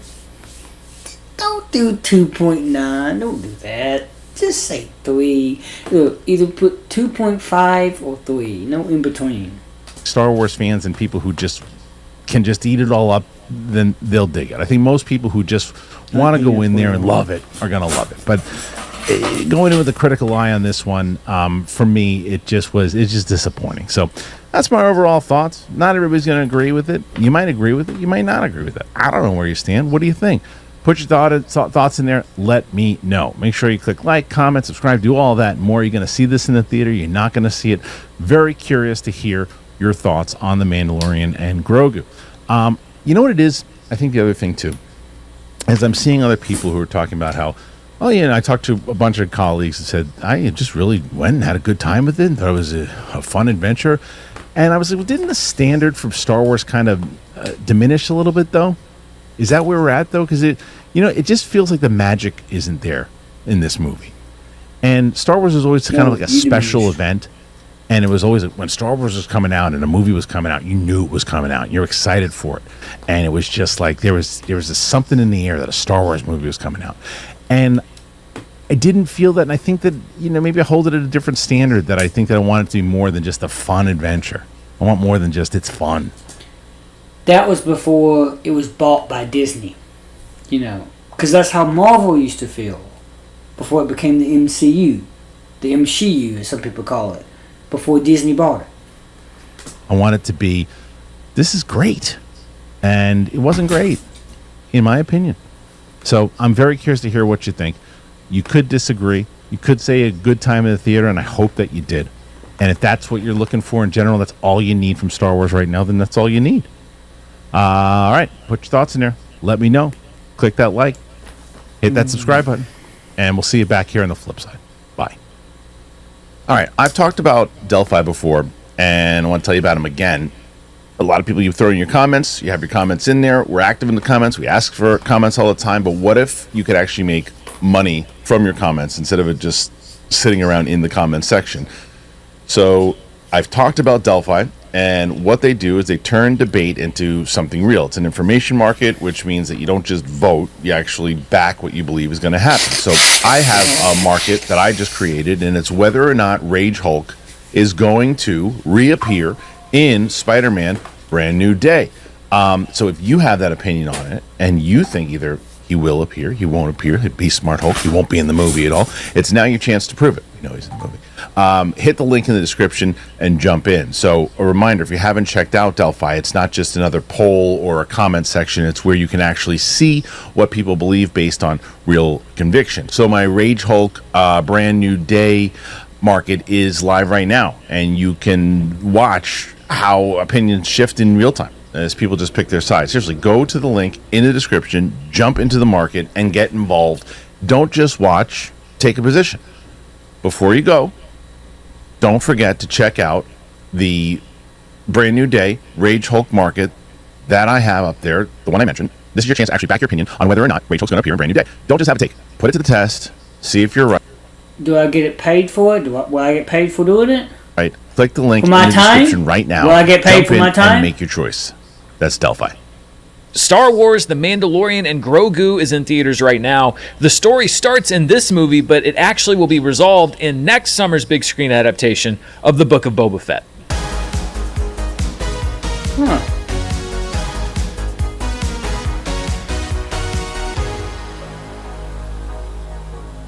Hello everybody, I'm Dan Merle here with my review of The Mandalorian and Grogu, which began its preview screenings earlier today. I went to see the movie as early as I could, ran back here, wrote up my review, recorded it, and now hopefully you're watching it. This Star Wars spinoff is written by Jon Favreau, Dave Filoni, and Noah Fleur, whose credits include The Mandalorian and The Book of Boba Fett, the TV shows, and it's directed by Jon Favreau, his first theatrical film since 2019's The Lion King. Star Wars itself has also been out of theaters since 2019 and the release of The Rise of Skywalker, and in the past, anytime there was a significant layoff between theatrical live-action Star Wars films, the return of those movies heralded something significant, like a new trilogy. But The Mandalorian and Grogu doesn't really seem to herald that much, other than the franchise's final transformation from making must-see theatrical events to more grist for the content mill. Pedro Pascal returns, definitely in voice form, occasionally in body, and briefly in face, to play the Mandalorian himself, Din Djarin, who is now a lot less morally gray than when we first met him. He's working for the New Republic to hunt down the remaining vestiges of the Empire, where many former officers have turned into warlords, offering meager protection in exchange for money. Alongside him is Christmas 2019's hottest toy, Grogu, the even smaller version of Yoda, who is still, I have to admit it, adorable. The movie starts off on a promising note as we see just how lethally effective Mando is as he infiltrates a snowy warlord's base, eventually battling a trio of fearsome AT-ATs. I actually loved the opening of this film because it introduces to non-show watchers just how skilled Mando is at what he does and just how adorable Grogu is, and it teases for people who might have already seen the show just how scaled up this version of The Mandalorian might be for the big screen. From there, however, The Mandalorian and Grogu just sort of drifts through a series of events, usually revolving around whether a litany of monsters is going to kill the Mandalorian, Grogu, or both, it's pretty easy to figure out that the odds of that happening are slim to none. There are some new characters in the movie, like Sigourney Weaver's Colonel Ward, Mando's handler at the New Republic, who's not such a bad pilot herself. Martin Scorsese also voices an intergalactic food truck owner, a cameo that will leave you going, huh? And okay, I guess. But this is also the first film to hit theaters since Dave Filoni's ascension to Chief Creative Officer at Lucasfilm, which was followed by his promotion to co-president of Lucasfilm earlier this year. And if you've been following Star Wars under Filoni's watch, then you'll know that one of his main goals is to incorporate as many animated characters from the shows that he did for Star Wars into live action as humanly possible. Those characters include Zeb Orrelios, a New Republic ally of Mando's, the bounty hunter Embo, who debuted in the Clone Wars, and most notably Rada the Hutt, who was rescued as a baby in the Clone Wars movie back in 2008, and has now grown into a gladiatorial force to be reckoned with, turning his back on the Hutt legacy of crime and not working out, I guess. Jeremy Allen White voices Rada the Hutt in a performance that I can definitively say features him speaking words written for him on paper. The inclusion of all these animated characters probably delights a certain part of the fan base, the hardcore Star Wars fans, maybe a lot of the younger fans who grew up with the Clone Wars and Rebels, and for a lot of older fans who maybe kept their watching more to the movie side of things, it probably leaves us, and I'll include myself, I'm a certified old, a little bit confused, mainly because it seems to me like Filoni is trying to legitimize and justify animated series that seemed very legitimate and justified by fans of the shows themselves, even people that didn't watch them. Those shows already have good reputations. But the big question I've always had about this movie is, why now? Why make this movie 6.5 years after The Mandalorian debuted on Disney Plus as its flagship show, and over 3 years after the last season of The Mandalorian wrapped up? I had hoped that the movie would deliver an answer to that question, would prove itself as a pivotal moment in storytelling that necessitated a transfer to the big screen. I've been a doubter of Star Wars movies in the past, like Rogue One, and even shows like Andor, that proved me wrong. And there have been TV shows in the past, like The X-Files, that have used a trip to movie theaters in order to execute plot points and do things that they couldn't really do on television. Instead, I walked out of the theater thinking that the best time to make this movie, if you are going to make this movie, was probably 2021 or 2022, when The Mandalorian was still white hot, when Grogu was more of a novelty, and when audiences may have been more excited to leave streaming behind and to go see this in theaters. Instead, what this movie does with The Mandalorian is, for me, the completion of a cycle that it had already started on Disney Plus. The Mandalorian started out as something really cool and unique, which stood out in the Star Wars universe. It was something that fans could really get excited about. Its second season still had a lot of that, but also started to incorporate a broader franchise mythology that I think watered down the central relationship. Then the season 2 cliffhanger was resolved for some reason in the middle of a different show, and season 3 became less of a central story and more of an amalgam of different characters that the franchise wanted to reintroduce, which excited some people but frustrated a lot of others. And now with the movie, The Mandalorian has completed its transformation from a show that reignited a lot of people's love of Star Wars to maybe the most forgettable, disposable thing that Star Wars has ever made. It certainly is on the big screen. Even the look of the film, from cinematographer David Klein, whose past 3 credits are all Star Wars shows on Disney Plus, says, yeah, you may as well just wait and watch this at home, when you have time. Star Wars movies have made me feel a lot of different things in the past. They've exhilarated me, they've frustrated me, they've left me in awe, they've left me angry, they've left me with a lot of mixed feelings. But I can't think of a movie that left me as completely just disinterested as this movie. Not even Solo back in 2018, which was a movie I wasn't a huge fan of, but which was able to get me a little bit more passionate about it than this one even was. It's not that the movie is bad, it's just there. Sometimes it felt like I was watching one of the scenes that you watch at Disney World or Disneyland on a Star Wars ride before you walk into the next room and get on the actual ride. Sometimes it felt like I was watching an actual movie, but walking out of the theater, it felt like I was at the end of a long required corporate training video. The thing that was going through my head the most was, okay, well, that's done. What's next? This did not feel to me like a passion project for anyone involved, in front of or behind the camera. I'm sure it was, but it didn't feel like it. It felt like the franchise's Alamo, the fallback position, because Lucasfilm felt like they needed to put a movie in theaters and all the other options had fallen through. I think it might have been better for the franchise to not have done this movie, to wait until next summer, where Starfighter is on the schedule, which has a lot more new to offer audiences, and for them to have moved on with The Mandalorian Season 4, which was apparently the plan and was heavy in development until that plan was scrubbed and this movie was made instead. What I will say is that this movie did not, to me, feel like 3 or 4 episodes of The Mandalorian strung together. I've seen that reaction out there. I try to avoid it for movies I haven't seen, but when I see them later, sometimes I will see a stray thought here or there.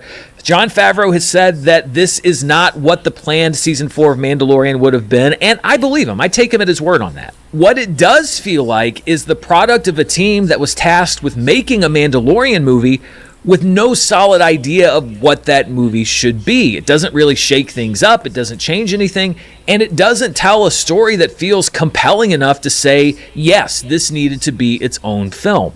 I'm sure that the movie's defenders will say that this film does move the story of the Mandalorian and Grogu along, and there is one progression in their relationship that you could categorize as major, or at least significant, but it doesn't really change the status quo that much. And even that part of the story, which unfolds in a sequence that felt very long in the theater, probably would have worked if it had been a lyrical slowdown after over an hour of really exciting action. But for me, it was a slowdown in a movie that hadn't really excited me that much, which just made it feel slow. I know it seems like I'm trashing this movie, but the truth is, I don't really have a whole lot negative to say about it. I also have almost nothing positive to say about it either. One standout is the music from Ludwig Göransson. He is the best composer working in Hollywood today, and this movie has a score that's like often synth heavy. It evokes the exciting sort of 80s sci-fi film that I wish this movie would have been. Pedro Pascal plays stoic very well, as he always has, and Grogu is very cute, as he always is. Other than that, I was almost completely unmoved by this movie. I'll probably never watch it again, not because I hated it, but because I just don't care. Is this the goal for Star Wars? To make something so expected and unsurprising that it doesn't evoke much controversy or hatred, but also doesn't evoke a whole lot of love either? I hope not, because that is not the way. Twice during the movie, there was an audible audience response in the theater that kind of sums up how I feel about this movie. It wasn't laughing or cheering, and it wasn't booing or sneering. It was the lyrical snoring of some poor soul 2 rows back from me that obviously had had enough and had drifted into his own galaxy far, far away. My body was able to stay conscious during The Mandalorian and Grogu, but I have to admit that my brain was more in tune with the snoring man behind me. So on my personal scale, I'm giving The Mandalorian and Grogu the barest of its fine scores, mainly because, again, it doesn't really even do anything interesting enough for me to say that I'm not a fan of it. I like Pedro Pascal. I like the character of Grogu. Like I said, Ludwig Göransson's music is good. The opening is good. So there's enough for me to say, yeah, okay, it's fine. But is that really the best we can do? So those are my thoughts on The Mandalorian and Grogu. What do you think? Were you more excited by this latest Star Wars adventure than I was? Am I just old and jaded and out of touch? Let me know down in the comments below. And as always, stay tuned right here for the latest in movie news, reviews, box office, and more. Until next time, stay safe, and may the Force be with you. Star Wars, The Mandalorian, and Grogu. Let's discuss it. And this is going to be a spoiler review. Let me tell you all the spoilers, but let me set this up. Alan, please correct me if I forget anything. Okay. Or add to it. Mandalorian and Grogu begins with the Mandalorian and his sidekick Grogu, imbued with Force powers, out to take out some Imperial baddies on a deck of cards, hired by Sigourney Weaver's character, basically Kathleen Kennedy. And they go on this adventure, and you're concerned, are they going to die? They're not. What? We know they're not going to kill Grogu. They're not going to kill the Mandalorian. And let me clear a few things. So the movie begins with them as this pair, and then they go off and have an adventure. You know what ends up? They end up fine. What do they encounter along the way? Well, there are no cameos. Luke, Han, and Leia, although they're around during this period of time, no cameos from them, no cameos from any other characters from the OT. The only cameos include creatures. There's a creature in the background of Jabba the Hutt's palace that plays a role, and there are creatures from the chessboard game that C-3PO and Chewbacca played in the original Star Wars that are actually in a fight scene with Rada the Hutt. Your cameos are obscure creatures. Trapper Wolf. No one cares when the diversity pilots show up. It's literally the diversity X-Wing pilot show up. The movie, like a TV show, ends where it begins. They go on an adventure. They come back fine. Are they changed? No. They are not changed from the experience. And let me tie this back to why this is important. When when Star Wars became wildly successful, and George Lucas was coming up with the story for The Empire Strikes Back, he knew that the audience would not believe that Luke Skywalker was ever in danger of getting killed or dying in The Empire Strikes Back. So he made the main conflict of The Empire Strikes Back in the duel with Darth Vader was not about, because Darth was toying with him. It wasn't about, will Luke die? It was about, could Luke be turned from the light side to the dark side? Could he be turned to evil? He didn't believe audiences were smart, and he thought they're not going to believe that we would ever kill Luke, so this lightsaber duel is pointless. It's pointless. That's why all the lightsaber duels in the sequel films are bad. There are no stakes, okay? So because he knew that, he made the duel with Darth Vader at the end of Empire about something else, because he knew the audience didn't believe, well, Luke's never going to die. He's the main character of the story. So he added other things. The fact that something could happen to Han Solo. Yeah, he was very cognizant about the audience's intelligence. This movie is not only made for kids, it's made for single-digit age kids. No stakes and low stakes, and nothing happens. It ends where it begins. No cameos of note. If you're paying attention, you'll notice these creatures from the chessboard. And I saw it, by the way, I saw it a second time last night. You saw it more than Rise of Skywalker, you're saying? I saw it one more time than Rise of Skywalker. I saw it again, and I saw it in Screen X. So now you've got the screen on the sides, which I found distracting. Can I just say something? The audience kind of loved it. It was a lot of kids, and they clapped. I almost feel like there was some special screening with that they maybe did a ticket giveaway. It was very bizarre. Very bizarre. But the audience, actually really was enthusiastic. But I looked around, it's like, this is a bunch of kids. I heard there were some mild claps. I still think this movie is going to bomb. And when it comes to spoilers, there's nothing to spoil because nothing happens. Nothing matters. No stakes. I don't know how you feel about this, Alan, but I compare this to Empire, and you can look up quotes from George Lucas where he talks about how important it was for Empire to change things up in this. So, what do you think, and what do you have to add? Based on our non-spoiler review. Yeah, I mean, what have I been telling you about this movie? It's for kids. So there should be no surprise that the kids in your theater like this movie. In terms of there is a character arc. There's growth in the character, and that character is Grogu. This movie is all about finally Grogu is on his own and has to rescue Mando. That's the growth. That's the whole point of this movie, to see Grogu on his own. And again, kids love that. Kids will eat that up. The other thing is the stakes. My biggest problem with this movie is the stakes. The reality is if Mando and Grogu failed this mission that they're on in this movie, it has zero impact on the New Republic whatsoever. Mm-hmm. That's the stakes. Look, I got into it with people on X about this specific point. It's like, I don't care.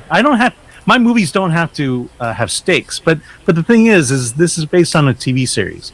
The TV series can have low stakes because you're going episode to episode. Each episode can have low stakes because those low stakes build up to something larger. But when you make a movie and you force us to spend $20 to $30 to see the movie, your movie better have stakes if it's based on that TV series. The greatest example I can give you is Star Trek, and why the even-numbered Star Treks are better than the odd-numbered Star Trek movies. The reason is the even-numbered Star Trek movies had stakes. You had Wrath of Khan. You had the one with the whale. Undiscovered Country. Voyage Home. Yeah. But and this is true with the Next Generation. You start, number one was Generations. The next one was First Contact. That had stakes in it.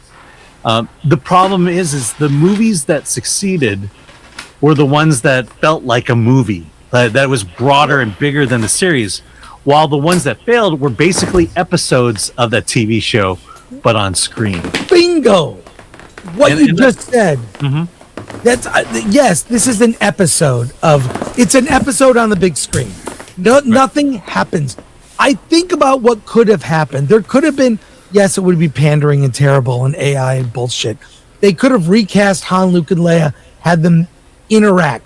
He could have discovered the Journal of the Wills, deep cut. The rumor was the Wills were the race that Yoda is. Yoda is a race of alien being.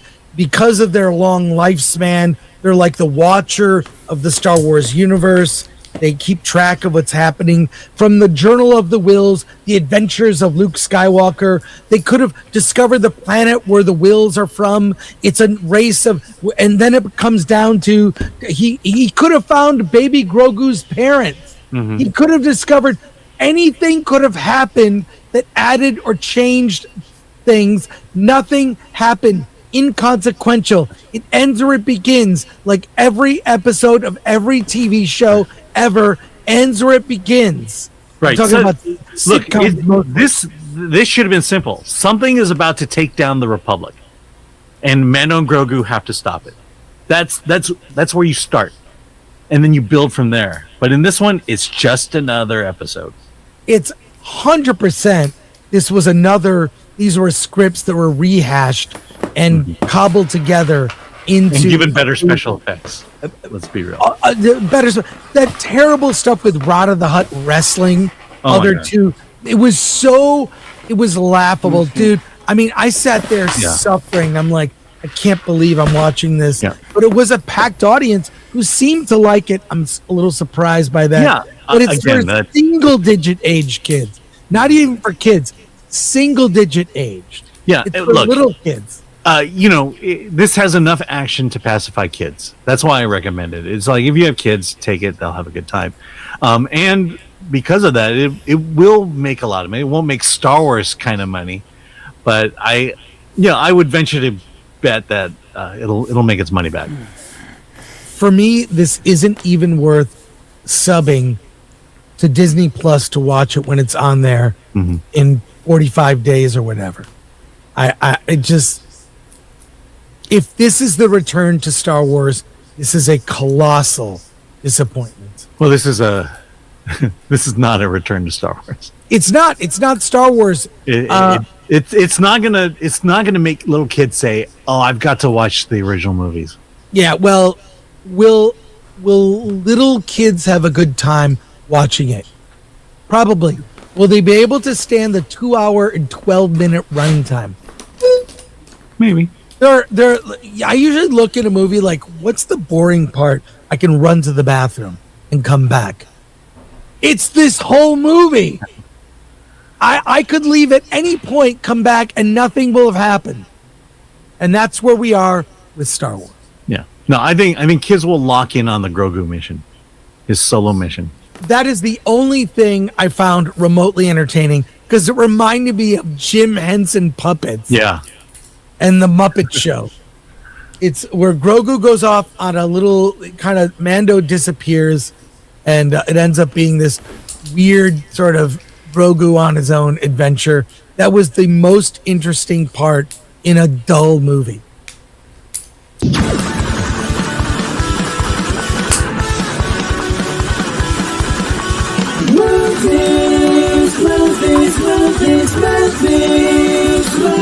Movies, film set.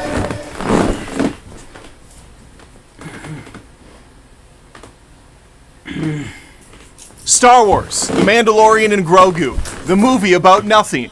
It's like Seinfeld, but not funny. Although, to be fair, my audience chuckled pretty much every time Baby Grogu ate something, which was all the time. Let's get the obligatory disclaimer out of the way right away. I'm a big fan of The Mandalorian Season 1 and 2. Season 2 ended perfectly. The entire arc was completed. Then they cash grabbed with the Book of Boba Fett, which was awful. I don't think anybody was really craving to see the, Jango Fett clone from the shitty prequels back as an older, schlubby, fat bounty hunter. But that's what we got. And then The Mandalorian was wedged into that show as well for a couple episodes before having one of the worst third seasons humanly imaginable. So naturally, we wait a couple years, we pump the brakes, and then we turd out a season 4 in the form of a movie. So how was it? Has to be better than season 3, right? Wrong! No, I'm joking. It is actually a lot better than season 3. But does that mean it's good? Well, I'm going to answer that question right after the title card. Nah, it's not good.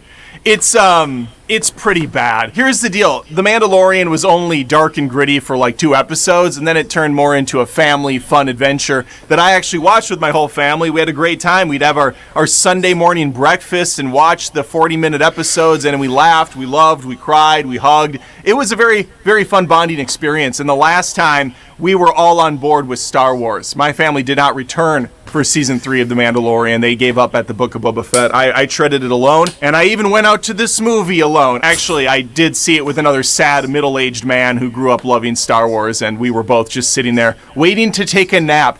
I shit you not, there were 3 or 4 moments in this movie where I thought, man, a nap would be really nice. I was fighting keeping my eyes open. And the crazy part is, it's not because the movie's dull.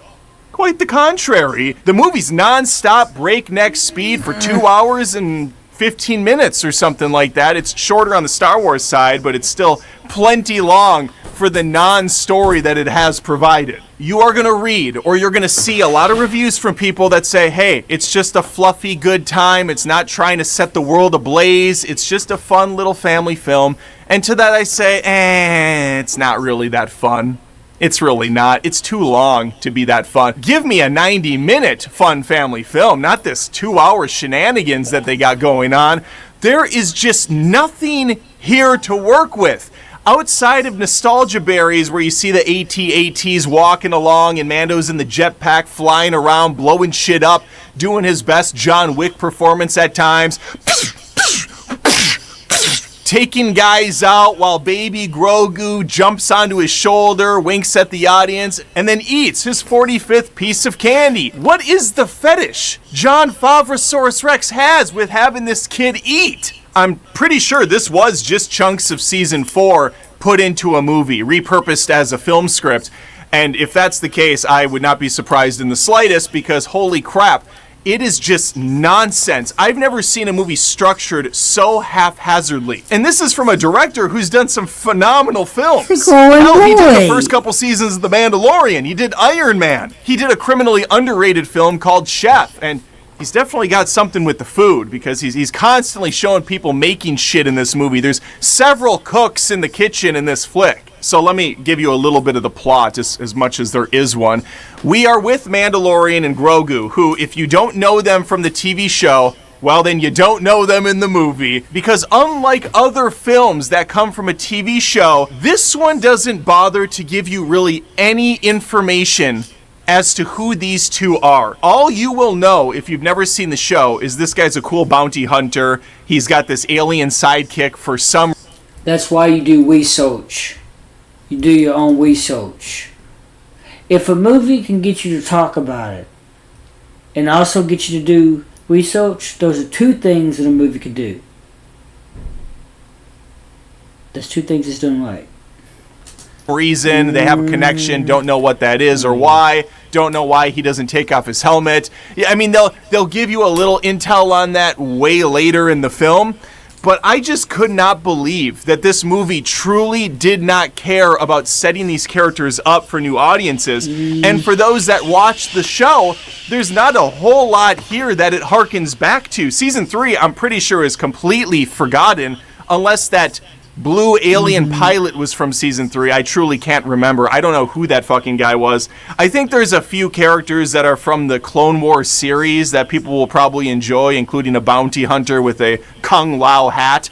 Other than that, I just really couldn't be bothered to know who these people were. And when I say people, I mean CG monstrosities, but we'll get there in a second. So when we meet the Mandalorian, he's off on a misadventure with Grogu. They're shooting, they're blowing stuff up. There's a tiny bit of the Force being used here. Not much. I gotta refrain from any spoilers. I may do a spoiler review. I should ask you to sub to the show, Adam Does Movies. I post pretty much daily content here, all things movies. Sometimes I dip into TV shows and entertainment, but really for the most part it's movie news, movie reviews, rants, live streams, all around film. So I'd appreciate it if you subbed, liked the video, commented, do all the stuff to get me in the algorithm. I would appreciate it. And I will do a spoiler video on this movie. For now, though, I'll just say he's got a deck of cards, literally a deck of cards of bad guys that he's going to go after. And Sigourney Weaver, who's in this for all of 4 minutes, points to a specific set of bad guys that he has to go talk to, the Hutts, where he's going to do them a favor so that they will give him intel about another bad guy. He scratches their balls, they scratch his, as the expression goes. They want him to retrieve another Hutt who's super jacked. He's like Dwayne "The Rock" Johnson as a Hutt. I think his name is Rhoda, and he's played by Jeremy Allen White, but I'm going to call him Dwayne the Hutt Johnson moving forward. Yeah, that's pretty much the entire plot of the film. Mandalorian's going to go after this Dwayne the Hutt Johnson. There's going to be some mystery revealed, and then the rest of it's basically just, jumping from planet to planet, trying to stay alive and go after, whatever. There is no tension in this movie. There's no real stakes in this movie. There's no real sense of urgency in this film, outside of a scene very late in the game that's, okay, things finally slow down a little bit. Grogu gets to do some stuff, but overall, this is just such a non-feeling film. And I think the reason why there's such a lack of emotion or anything at all is because you're looking at animated characters 24/7, except for the Mandalorian, who's in a mask the whole time and has no emotion at all. So you're just watching robots. It's essentially like you're watching a 2-hour Let's Play from someone on a live stream, and it's not a very particularly interesting game. So you'd rather be playing it. I actually was thinking the whole time this movie was going, this would make for a pretty badass video game. Planet hopping as a Mandalorian, you got your deck of cards, you're going after different characters. That would be fun. That's not what this is, though. It's just one card that he's trying to find, and unfortunately a large chunk of this movie is focused on Dwayne the Hutt Johnson, who looks like shit. This is such an abomination of a character design. Truly one of the worst character designs in Star Wars I've ever seen. First off, Jabba the Hutt, he's fat as fuck. He's not a healthy looking dude, and every Hutt we've seen since is just a big sluggish thing. Except for this Rhoda character who's got this bizarre physique because he's been hitting the gym, hitting the whey protein, hitting the roids probably, and on top of him just having a terrible design, the CG is so bad. I understand this movie was made on the cheap. For a Star Wars film, it was like $165 million. I imagine it's going to make that money back and some change. It's probably going to do pretty well, maybe $500 million total revenue, maybe $600 million. I don't know how much appeal the cute little Baby Yoda thing has anymore. I'm a sucker for Baby Yoda. I know it's not Yoda. Little Grogu. I hate the name Grogu. It's stupid. He is very cute in this film. He's a cutesy little thing. I like that it's still a puppet for the most part. Jim Henson's crew is really going to work here. There's lots of puppetry going on. There is practical effects, but holy shit, anytime we have CG on display, it is nightmare fuel. And there are lots of Hutts in this film. At one point, it's a freaking orgy of blobbish CG clashing into each other. You don't know what's a head, what's a penis, what's a slug for a butt. You don't know. It's just a ball of grossness rolling around. It is miserable on the eyes. I mentioned there's a lot of action, so people will be like, I don't really care if there's much of a story. I just like the Mandalorian show. It's nice to see it on the big screen. Fair. More power to you. I was actually looking forward to this movie. I've said so in multiple live streams and different videos. I was excited for this. I didn't expect it to be some grand Star Wars thing that was going to lead to a massive revelation. What I did expect was a competently structured film with a decent storyline that actually pulled me in, tugged at the heartstrings a little bit. We do have a father-son sort of a companionship here, a relationship between these two. It would have been nice if they could have done something a little bit more than the bare minimum. Again, Grogu is just stuffing his face constantly, and there was audience members just eating it up too. He ate it. He ate another one. I saw that for 3 seasons already. There's just nothing more to the character, and it sucks because there should be. And the Mandalorian, my God, you talk about just the most blank slate character imaginable. There is nothing to him at all. I get the feeling they were trying to make it John Wick, where he says very little, there's a ton of action, but the difference is, John Wick does build on the lore. There is interesting stuff going on. There's a bunch of cool characters he interacts with. There are real people, real stunt work, so it's very impressive to watch. In this, you have a dude in a costume fighting a bunch of bullshit on the screen. It's not even pleasant to look at 90% of the time. And having a bunch of action for the sake of having action doesn't mean anything either if it's so bland. There is not a lot of memorable action scenes outside of that initial one when we're introduced to the character again. I enjoyed that. The first 10 or 15 minutes, I was on board. This is a very cool reintroduction to our hero. There's some jokes thrown in. It's very Marvel-ish, but that's okay. I'm into that. That's fine. But once that first job is introduced and they have to go to the Hutts, it's over. It just gets so bad. The whole Coliseum thing, which felt, again, like it was straight out of Thor Ragnarok, was so been there, done that, but then it just keeps going. It's like it doesn't end at the Coliseum. There's different monsters running around. They all look like shit. And it was at this point that the eyes were starting to droop. And I thought, oh my God, I could just drift away right now. And I know I would miss out on nothing at all. Can you have a good time with this one? Sure, yeah, of course. There's people in the audience that clearly were having a good time with it. There's cutesy little jokes here and there. It's all just so disposable. The biggest compliment I can give it is also going to be a negative at the same time. The brilliant Mandalorian score, composed by Ludwig Göransson, is on full display. I love the song so much. But then on the negative side of things, all the rest of the songs made for the movie are odd, out of place, feel almost like they were generated by, I don't want to be cliche, but they sound almost like AI generated. They're just so odd. All right, I think I complained enough about this one. If you're a family thinking about taking the kids out, yeah, I mean it's non-stop stuff going on, just absolute shenanigans from front to back. So they're probably not going to be bored by any of it. Grogu is very cute, as promised. The Mandalorian does a lot of killing.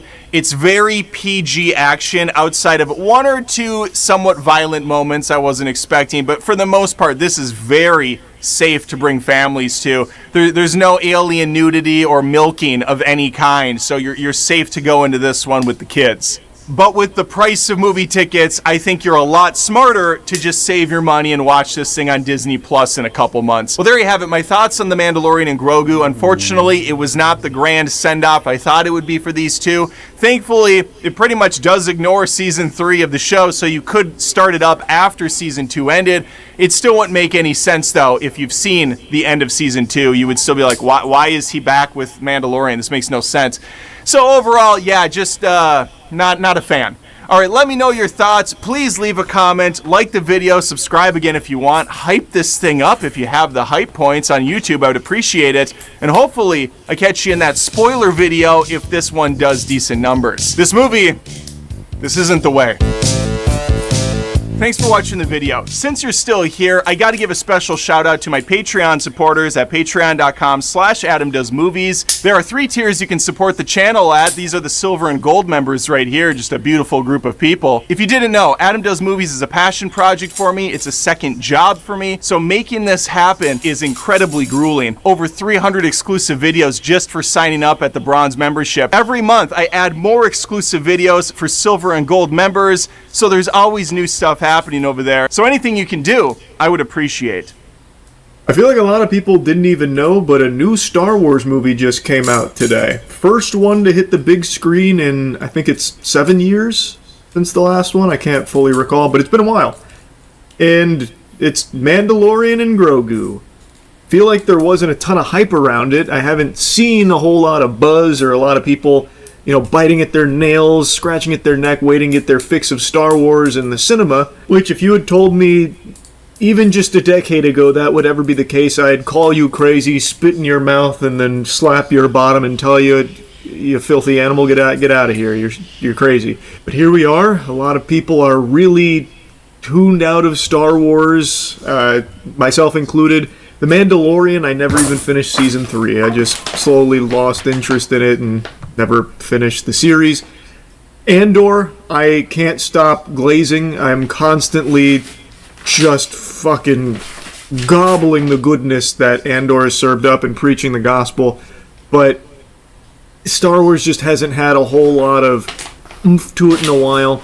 So I guess Mandalorian and Grogu has just been one of those things where people just didn't even really keep tabs on it. I guess we'll see how it performs in the box office, though.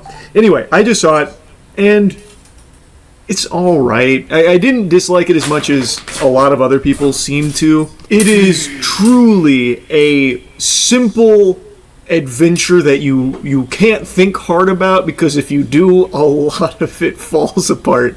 And really the biggest thing about it is, it doesn't feel like I watched the movie. It feels like I watched maybe 4 episodes of a Mandalorian season that were squashed together without being broken up over the course of 4 weeks. Like, I just don't feel like this justified its existence as a movie. It feels like a tiny little arc that would have unfolded episodically.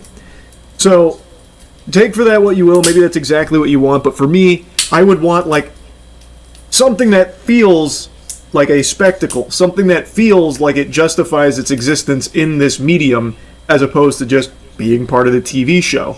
And maybe that was like a strategic decision because they knew there'd be a lot more like hype around it, as opposed to just being like part of season 4 of The Mandalorian or something. I don't really know, but it really does feel that way, where it's just a handful of episodes. Now, something I want to make a mention of, I saw this film in something called Screen X, which I'd never heard of in my life, but it was just the most convenient time for the film, and it happened to be Screen X. It was fucking expensive. Holy Toledo. Movie tickets are already pricey, but seeing it in Screen X, wow. And the experience was cool, I guess. So what it was you have like a big screen, normal big theater screen, but the walls outside of the theater screen, like around the auditorium, are also a screen too. So it's supposed to be more immersive. So what you're seeing on screen also expands out onto the sides, but in a way where it feels like in VR, right? Where like in VR, out of your peripheral vision, you can see more of the scene playing out in front of you. That's what it was like in Screen X, where like there was more happening on the sides. Nothing important, obviously. All of that's still on the main screen. But like you could see more of the landscape, more of like the characters idly on the side, like doing stuff or working. It was interesting. Would I ever pay that much again to go see something in Screen X? Probably not. But I do think it was a pretty, I don't know, fun novelty, I suppose. It did help elevate a couple of things. Anyway, though, let's dive into a bit of the spaghetti and meatballs here. There's going to be spoilers. Spoiler warning. The Mandalorian and Grogu follows an adventure where Mandalorian is just a fucking one-man army, and he's taking scalp, and he's working with the good guys now. Sigourney Weaver's in here, but I don't even know if she knew she was in the movie. It really feels like she didn't try at all, especially at the end where she's like the hero saving the day. She delivers her lines like she's falling asleep and is actually annoyed to even be a part of the production. I don't know why they wouldn't just ask her to like maybe put a little more gusto in there, but it seemed like she didn't want to be there at all. Everyone else seemed to be having a good time and like trying, but for some reason she seemed miserable. I just wanted to make a mention of that. But anyway, Mando's now working with the good guys, of course. Him and Grogu are a tag team. They also have their pilot, their right-hand man, and they go out there and beat the bad guys. They're shooting and shitting, and, it's fun, actually. I like the action. There's a lot of action here, and it's good. They get a new mission. They got a new target. They've got something that they have to do with the twins, the Hutts. They are big crime syndicate. They contact the good guys, and in exchange for some information on a big ex-Imperial figure, they agree to have Mando temporarily work with them, the Hutts, to get Rada the Hutt, their nephew, the twins' nephew. So that leads us to the meat and potatoes of this, where he goes to this new world and finds Rada the Hutt, and he's yoked. This guy's fucking juiced to the gills, and he's fighting in the pits, and Mando has to try and rescue him, but he doesn't want to be rescued. Turns out he doesn't want to be anything like his father. The fact that he reminds you of fucking 4 times throughout the film, he's like, I don't want to be like Dad. I know I'm the son of Jabba the Hutt, but I hate that. And I hate him, and I'm not like him. I like when they cheer for me. Did you know they cheer for me? I like when they cheer for me. I like when they cheer for me, Mando. So no, I don't need rescuing. Ultimately, he needs rescuing. He is under contract with the target that the Hutts were going to tell the good guys about, but Mando ends up getting that information anyway.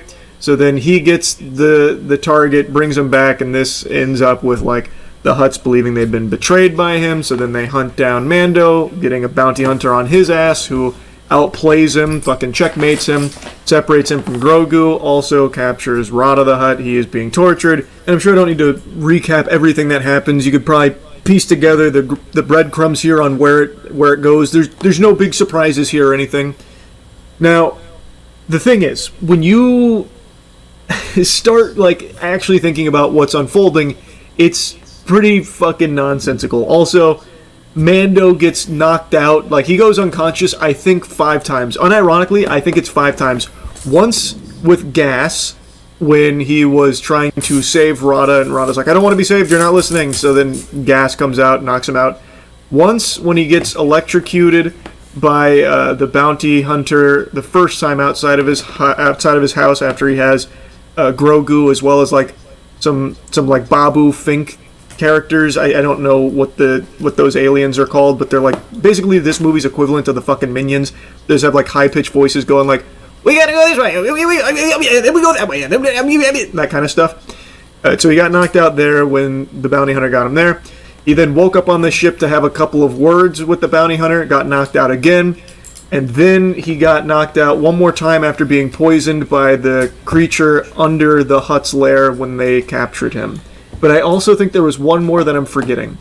So he spends a good chunk of this movie unconscious, which is, makes me question: is he really the most elite bounty hunter there is? You know what I mean? He keeps falling for it over and over again. It's they keep getting him with the pull my finger gag. Also, I just looked it up. Babu Frick. They're Anzelans or something like that.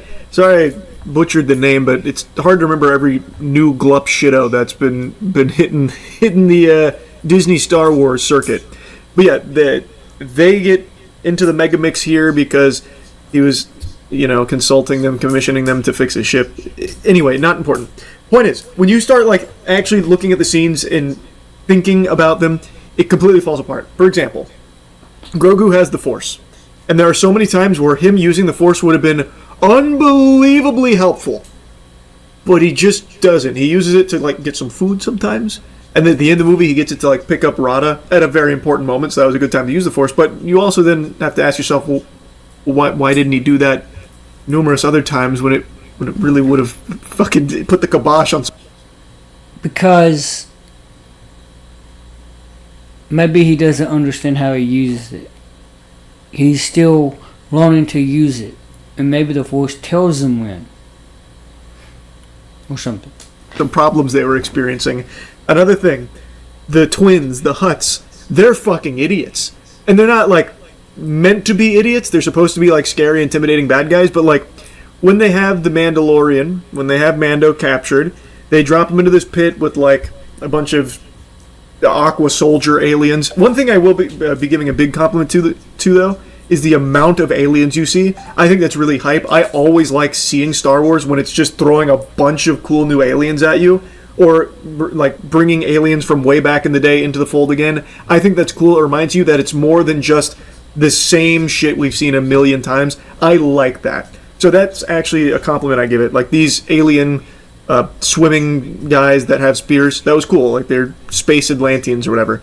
Mando starts disposing of them. Then there's a giant dragon that pops out, this huge Leviathan sea snake, and for some reason, the Hutts let Mando keep all of his armor on, basically impervious armor. They let him keep that for some reason. I don't know why they're letting him stay with his full fucking loadout. They take his helmet off, which is, of course, a big no-no. That's a disgrace to Mandalorians. And then, when he's dropped in the pit, he doesn't have his helmet, but then they give him his helmet. They just say, here's your reward because you entertained us. You made us go haha. So they drop his helmet in there, which obviously gives him the edge. It helps get him back on his feet and be able to fight this monster. Why did they do that? They even made a point of saying how priceless that helmet is on the black market, and presumably his armor too. Why let him keep that? Why keep doing that? And it's not like they're honorable or something. Like that's never been something expressed. Like it just made no sense. The reason is because this is the Mandalorian. He's gotta have his armor. He's gotta have his helmet. So they just lazily have them do that inexplicably. And then Grogu and the Anzellans, they somehow were able to find Mando at the twins' lair. Convenient that they found him there, and then they blew up the pipe there, so that way Mando could escape. But he did get hit by the Leviathan, which poisoned him, which was killing him.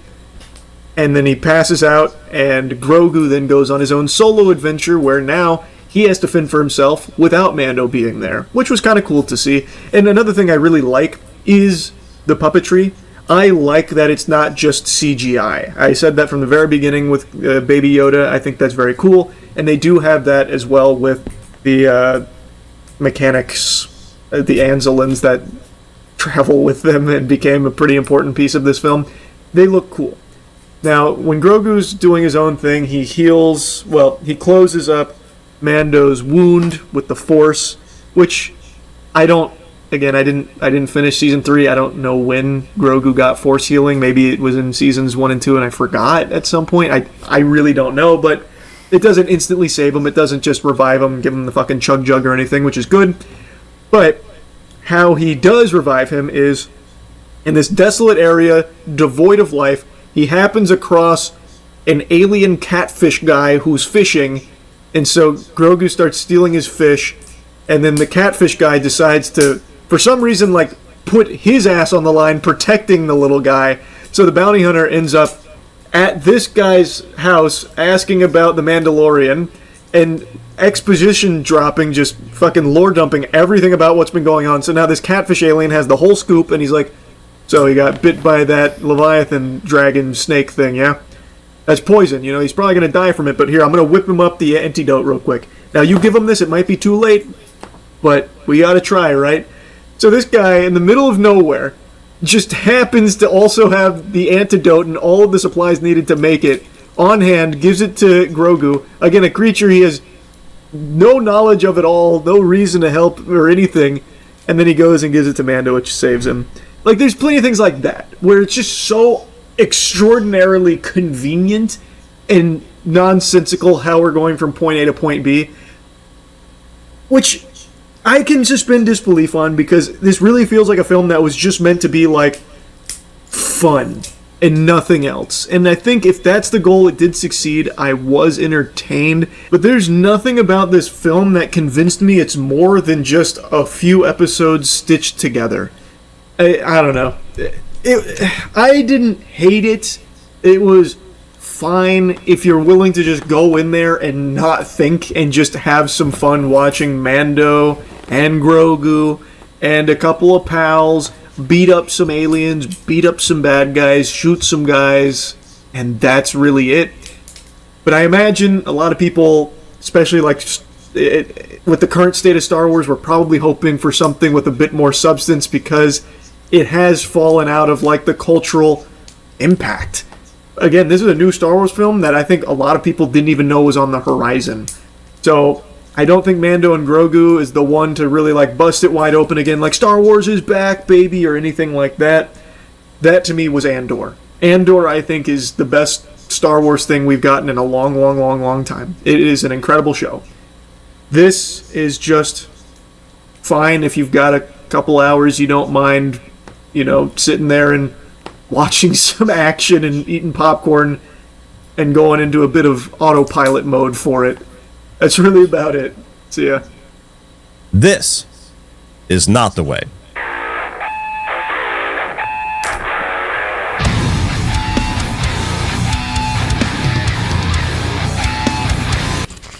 What is up, guys, and welcome to my review of the newest Star Wars film titled The Mandalorian and Grogu, the first theatrically released Star Wars film in 7 years, and the feature film follow-up to the 3 seasons of The Mandalorian Disney Plus television show. So for a quick little backstory, I grew up always watching the original trilogy, so I was a Star Wars fan pretty heavily as a kid. I saw the first and the third of the prequel trilogy in theaters. I skipped the second one, didn't see it for quite a long time. That's a weird story with that. And then when the sequel trilogy came out, obviously I saw all those in theaters and reviewed 2 of them, but I absolutely loved The Force Awakens. To me, I was like, Star Wars is back. Disney is going to catapult this thing. We are in such good hands. Holy fuck, was I wrong. Did not care at all for The Last Jedi, one of the best looking movies in the franchise, but pretty much the direction they took every single character and plot line I didn't enjoy at all. And while I convinced myself at the time that I was somewhat satisfied with Rise of Skywalker, that thing is a fucking train wreck in and of itself as well. And so, despite the fact that I have not seen Andor, which I have on good authority is easily the best thing that Star Wars has had come out with in a very long time, pretty much everything outside of Force Awakens that I have seen from Disney Star Wars has just continued to cripple my interest and investment in Star Wars going forward. And now we have The Mandalorian and Grogu. Now, I enjoyed the first season of Mandalorian. I never got a chance to watch the second season. Life was very busy at that time, and all I heard about the Book of Boba Fett in season 3 was that they were massive disappointments, and so I never really put it back onto my priority list to catch up with the show. And then they decided to do a movie. And I'm here to tell you, while I don't think that the movie is bad, it is something that is just a perfect example of how seemingly brain dead Disney's approach to Star Wars is, and hopefully will not continue to be, but we'll see. Starting off with the positives, I do think that this is a fun and entertaining movie. I do think that this is one of the more of recent iterations of Star Wars that's geared a little bit more towards kids. You know, they kind of go back and forth. Some chapters, some projects are a little bit more darker and adult in tone than others. This very much to me felt like a movie that is marketed and gearing more towards kids that hopefully adults will also enjoy. I took my youngest daughter to go see this. This is actually her first experience with Star Wars.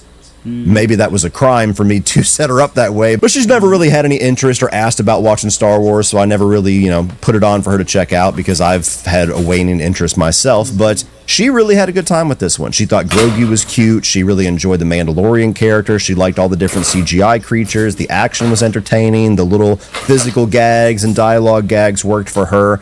And so I don't know if seeing it with her helped my case or not, but it gave me 2 hours that I had a pretty good time overall. So if you're going to this movie for Mandalorian action and Grogu cuteness, and the title sells you on all that, I think it's got plenty in here that's going to merit a ticket price. I think you're going to walk out pretty happy with what you got. Specifically with the action sequences, I think all of them are pretty entertaining. There's one that kicks the movie off that was very cool. It's shot really well. It's got kind of the scale of what you would want a Star Wars battle sequence to have. There are different variations of action sequences throughout the movie, from little bar brawls to a full-on gladiator fight to things that are a little bit bigger in scale to the climax of the film, where we're using ships and flying around and having bombs and huge things explode. Like, it's a movie that is very action-packed. And despite the fact that The Mandalorian specifically is taking on mostly big CGI creatures, and some of them look more convincing than others, I think that kind of fits Star Wars overall, especially modern Star Wars. So even in those moments, I didn't find myself absolutely taken out of the movie and really longing back towards the more practical and physical stuff that we got in the original trilogy. Like, I've kind of accepted that's what Star Wars is going to look like at this point, and so I even had fun with those. It's very over the top, it's very silly, it's very fantastical, but so much of Star Wars is. And one thing that really stood out to me, in fact, it might be my favorite thing about the entire film, is the score by Ludwig Göransson. Now, from the moment this movie started, the score itself really makes this film feel like an old school Star Wars film. It makes it feel like that epic scale fantasy getaway adventure that I used to associate with this franchise. There was something very powerful and epic about it, while also feeling very throwback and vintage. I don't exactly know the right words to describe it to really capture how it made me feel, but from the opening moments, it just felt like I was marching into a movie that was like cut from the same cloth of like Indiana Jones or something. Now, the movie itself, not exactly, nowhere near that, but the score was really fucking good. Moving on to the mixed, we have the character of Rada the Hutt, I believe is how you pronounce his name. This is the character that Jeremy Allen White is voicing, and it is the son of Jabba the Hutt. Now, the plot of the movie kind of kicks off with the Mandalorian having to go and capture this guy almost as a bounty, but he ends up being kind of more the centerpiece of the movie's plot line and the storyline of, breaking generational habits and kind of putting a spotlight on the corruption of certain people, and having the Mandalorian kind of question whether or not his bounty is actually true, if this is a person that needs to be brought to justice, or if the person that put the bounty out has some more devious plans and Rada the Hutt is more the innocent character. Story-wise, I liked where they utilized him. It's really just the visual and it's the voice acting that to me was always kind of this weird uncanny valley. Now, Jabba the Hutt, of course, is one of the most iconic characters and villains of the original trilogy. He wasn't this big presence until George Lucas went back and kind of added some extra scenes, but of course he's the most memorable part of Return of the Jedi. And since then, I don't feel like they've ever found a way to utilize any of the Hutt's characters that feel as well used as Jabba the Hutt in the Return of the Jedi. A lot of that has to do with the fact that he was practical and they were doing puppetry work, and they had a bunch of people like physically moving that character in that third film, where every other iteration we've got of him has been fully CGI. And so when you get Rada the Hutt, this is a character that's basically like the bodybuilder version of Jabba the Hutt. He's muscular, he's ripped, he's this, gladiator fighter. And so the visual of that was definitely odd and took a while to get used to, because you're so used to the Hutts just being like these amorphous blob characters, and this dude's fucking jacked. But also having a Hutt character roll around and actually have a fighting chance where he's kicking the shit out of everybody despite not having any limbs below him besides his tail. Even that took a little while to get used to, but most of it honestly was to the voice acting of Jeremy Allen White. Now, it's not that he does a bad job, but we always have had Hutt characters that talk in their own native language, and it's all through subtitles that we understand what exactly they're communicating. And they made the creative choice not to do that with Rada the Hutt, and he speaks like Jeremy Allen White. So, perfectly understandable white guy type of accent. And so another thing, it just kind of creates this uncanny valley where it's like my brain is having trouble processing a Hutt character that sounds like he's from Shameless. Ultimately, I probably lean a little bit positive on his character because I do think that the way that they characterize him is interesting, and having a character that lives in the shadow of his evil father and is trying to break that generational curse and be somebody more noble and heroic. And I like the way that he's used narratively. It's just everything physical and auditory that's just like, this is asking a lot of me. And now moving on to the negatives. And basically what I will tell you is that this movie is exactly what you expect it to be. Now, that's not exactly a condemnation of the movie, but it's certainly not a compliment.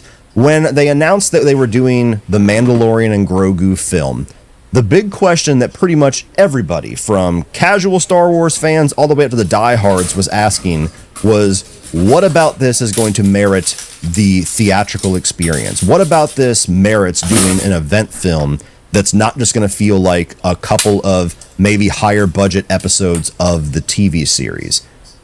And that's exactly what you get. You get a movie that feels like 3 to 4 episodes of the Mandalorian Disney Plus show that is now on the big screen. It doesn't feel more epic in scale. It doesn't feel like the budget is significantly higher than what they got on the TV show, because the TV show was very well produced and high budget. It doesn't feel like there's anything like greater universe-wise that merits going to see this on the big screen. If this had released on Disney Plus over a weekend, not a single person would have clicked play and at the end of it been like, damn, I wish I could have saw that on the big screen. No, it feels appropriate the same way that you watched the rest of The Mandalorian. Disney Plus. And I think that's the big Achilles heel with this movie, is that Star Wars, for decades, has always been these massive cultural events. When a Star Wars movie came out, it's like the fucking planet stopped turning. It's like everybody and their mother, this is what they're doing this weekend. They're going to the movies to watch the new Star Wars. And Disney has epically fucked up the brand so much that not only would that not be the case even if this was like a proper mainline episode 10, but you have The Mandalorian and Grogu being pushed out there as an event film when every Star Wars film can look at that immediately and say, no, but somehow the people over at Disney in charge of this don't see it that way. In and of itself, the movie is fine, but releasing it in theaters as a Star Wars film, that just brings so much more of an expectation and so much more of a benchmark that this movie has to reach that it was never capable of doing. Now, let's say in an alternate universe that The Last Jedi and The Rise of Skywalker were both huge crowd-pleasing movies that the overwhelming majority of people loved, and the franchise was healthy from that point on, and we were getting Star Wars films every couple of years. We got an Old Republic movie. Solo ended up being awesome. If we were in a place with this franchise where it was healthy, I don't think people would mind at all of having like a smaller scale, not quite as epic scale Star Wars film like The Mandalorian Grogu that you would go off as just kind of like an offshoot movie. People would be like, hey, that was a fun time just going off with these two characters that I enjoy. Just a little small adventure in the Star Wars universe. But it's not the case. We haven't had a movie in 7 years, and the last two that we got were divisive at best and pretty much maligned at worst. And so this is your big triumphant return? A big budget episode of TV, that circumstance is what's going to kill this movie for most people. When on its surface, I think it's entertaining enough where most people would be fine with it and would be entertained with it if it was a TV Disney Plus released film.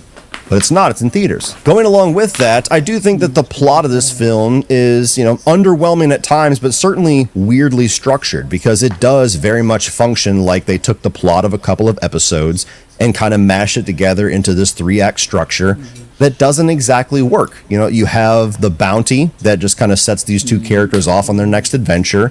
You have some betrayals and some reveals along the way, but there's so many points where it feels like we're kind of going off to these subplots that would end up being like a filler episode of the show. We have a gladiator fight and then we're going to go off and the Mandalorian is incapacitated for 20 minutes while Grogu does his thing and gets his little spotlight for a bit. And then eventually we come back and we've got to go battle this character over here. And we got to go kidnap this character who's revealed to be part of the Empire. None of it really feels like we're establishing a threat, a character arc, some kind of a goal that we're trying to achieve by the end of the film in the first act, stuff just kind of happens along the way, and so you're just really along for the ride for 2 hours of watching these characters do their thing. At no point do you feel like you know their characters more. At no point do you feel like you understand their relationship more, or their relationship goes through anything. Like, they're the exact same characters in the exact same place at the end of this film as they were at the front of the film. And what's concerning about that is that 2 of the 3 writers of this movie was Jon Favreau and Dave Filoni, who, from what I understand, are 2 of the people who are basically creatively in control of where the Star Wars universe goes in the future. And if this was their best effort for their first theatrical release movie in 7 years, I have major fucking concerns for the future. Now, to be fair, and to give them a little bit of an out, I did read that Favreau and Filoni were full on writing for a 4th season of The Mandalorian, and it was Lucasfilm and Disney that decided to cancel plans for a 4th season in priority of a movie for The Mandalorian. So maybe that's exactly what happened, is they were writing a season of this TV show that was going to be about the, rising of the Empire and this bounty and Rot of the Hutt and betrayals and all that kind of stuff. And they were forced to take all those plot lines and try to find a way to make it work in a 2-hour event film. So I'm willing to say it's not their fault entirely, but still, whoever's fault it is, at this point, it's just like, whoever the fuck is making decisions over at Star Wars needs to be fired immediately, because this is just an insane level of completely botching a franchise that at one point was the most popular, biggest moneymaker, biggest event piece franchise in film history, and now you are like anything but that. This is absolutely not going to turn a profit. Like Marvel. There is no way in hell, with a movie that costs like $120 million, $115 million, that has already such mediocre reviews and had such seemingly little interest from casual and hardcore Star Wars fans alike, this thing is going to lose money, and it's going to lose a lot of it. And I don't know what it's going to take, how long it's going to take, what project it would take to rebuild the Star Wars brand up to anything resembling what it used to be.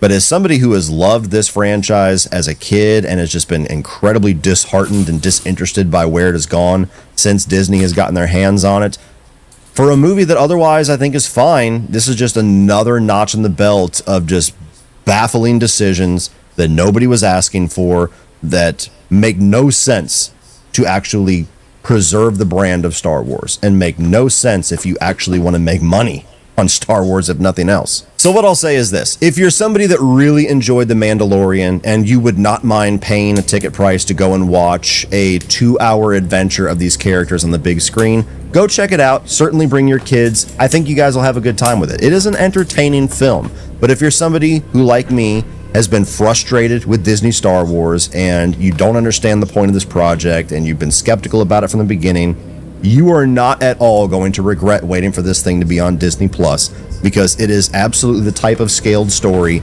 that would make sense for a Disney Plus viewing. Well, that's it for this one, guys. If you enjoyed that, please click over here for all of my 2026 new release reviews. I'm also going to put my review of Passenger, the other movie that released this weekend that was worse than this.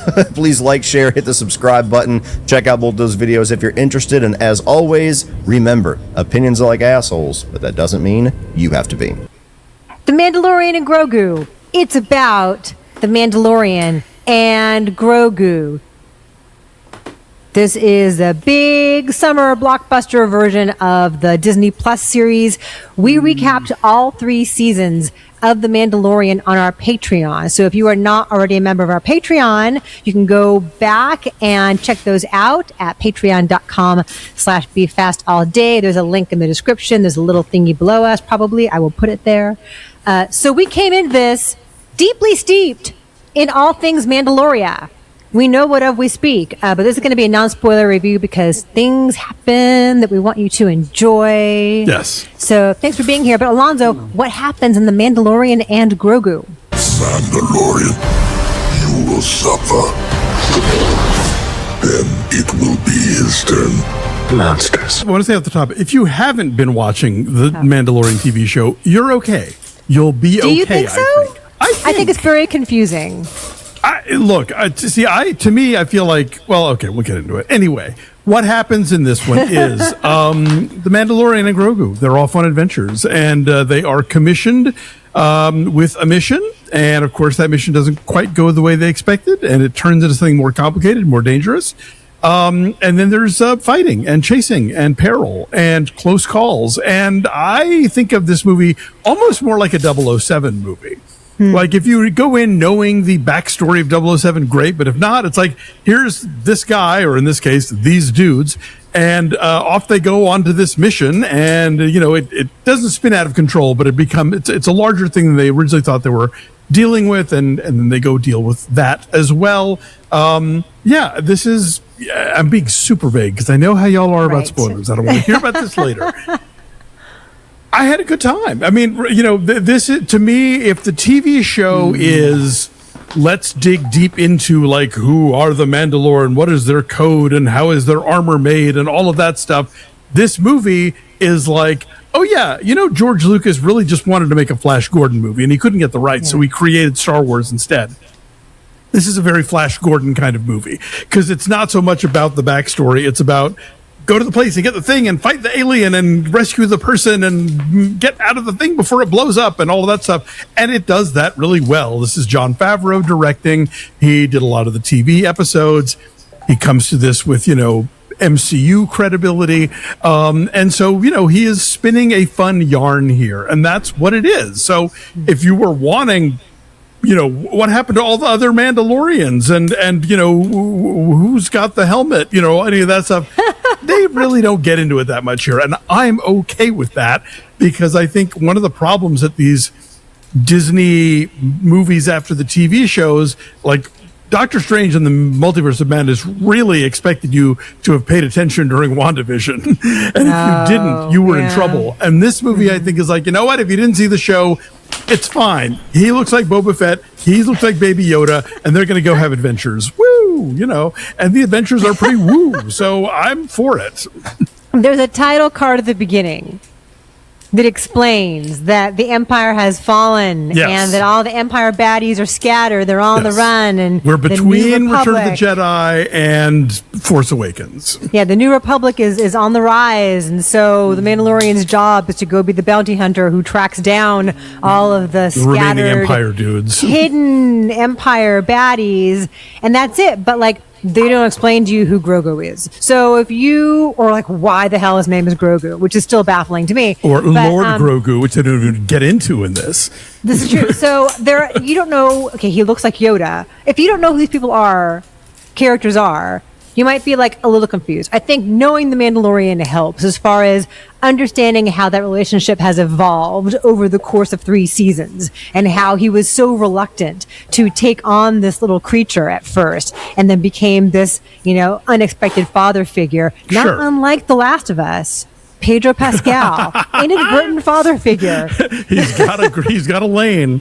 He does. And so, I think knowing that makes this richer, but if you want to just go and have zany summertime Star Wars fun, that's also there for you. You have the dog fights, you have planet hopping, you have creatures. There are super duper Easter eggs for you if you are a hardcore Star Wars nerd. A thing that you and I did not catch, but your friend Tom caught, and I was like, that was good. Let's talk about the Jeremy Allen White of it all. Okay, yeah. So Jeremy Allen White voices a new Hutt. He is the son of Jabba, called Rada the Hutt. And, he is... I don't want to get too into it. We're going to say that he is... Because they got Jeremy Allen White to voice it, you can imagine this is a character they're going to be maybe investing in for sagas to come. I couldn't tell it was Jeremy Allen White's voice. I knew it was sort of familiar, but it's also very processed, which I guess is maybe what they do to all the Hutts to make them sound the way they do, But it's an odd choice to cast a name like that and then render his voice kind of only semi-recognizable. But again, I think the casting is indicative of what they want to maybe build on with this character. You would never know this is Jeremy Allen White, either in the tone of his voice or in the delivery. And then again, he's voicing this big blob, but he's a huskier, kind of more fit hut. I was going to say, he's got a six-pack. They had to cast Jeremy Allen White, you know. Yeah, I mean, so I guess in that regard, like, it is on brand for him. You know, he's brooding and shirtless, a little combative, and so that is kind of his brand. But I just think, why cast somebody who is such a good actor, who is such a well-known actor, and then render him unrecognizable in every way? I didn't understand that. But as you say, maybe there's more down the road for Rod of the Hutt. And I think also when you're making a Star Wars movie, you ask a certain kind of nerd, and they're like, yes, I would love to be in your Star Wars movie, even if you can't tell it's me, you know?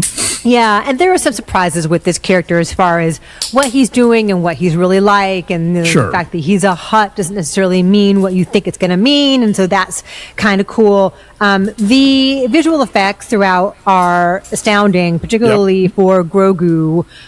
We saw this in IMAX. I recommend that really highly. It does change aspect ratio a lot, you know, so if you can withstand that and not be annoyed, that's fine.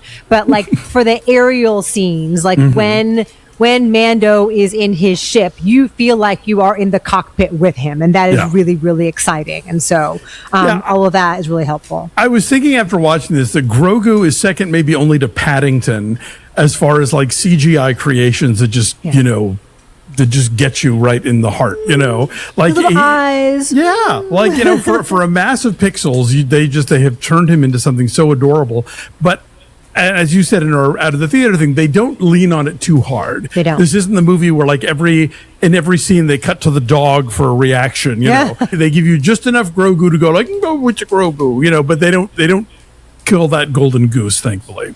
However, they do exactly. They do find a way to have a chunk of the movie where he is doing more than just riding on Mando's back and being cute.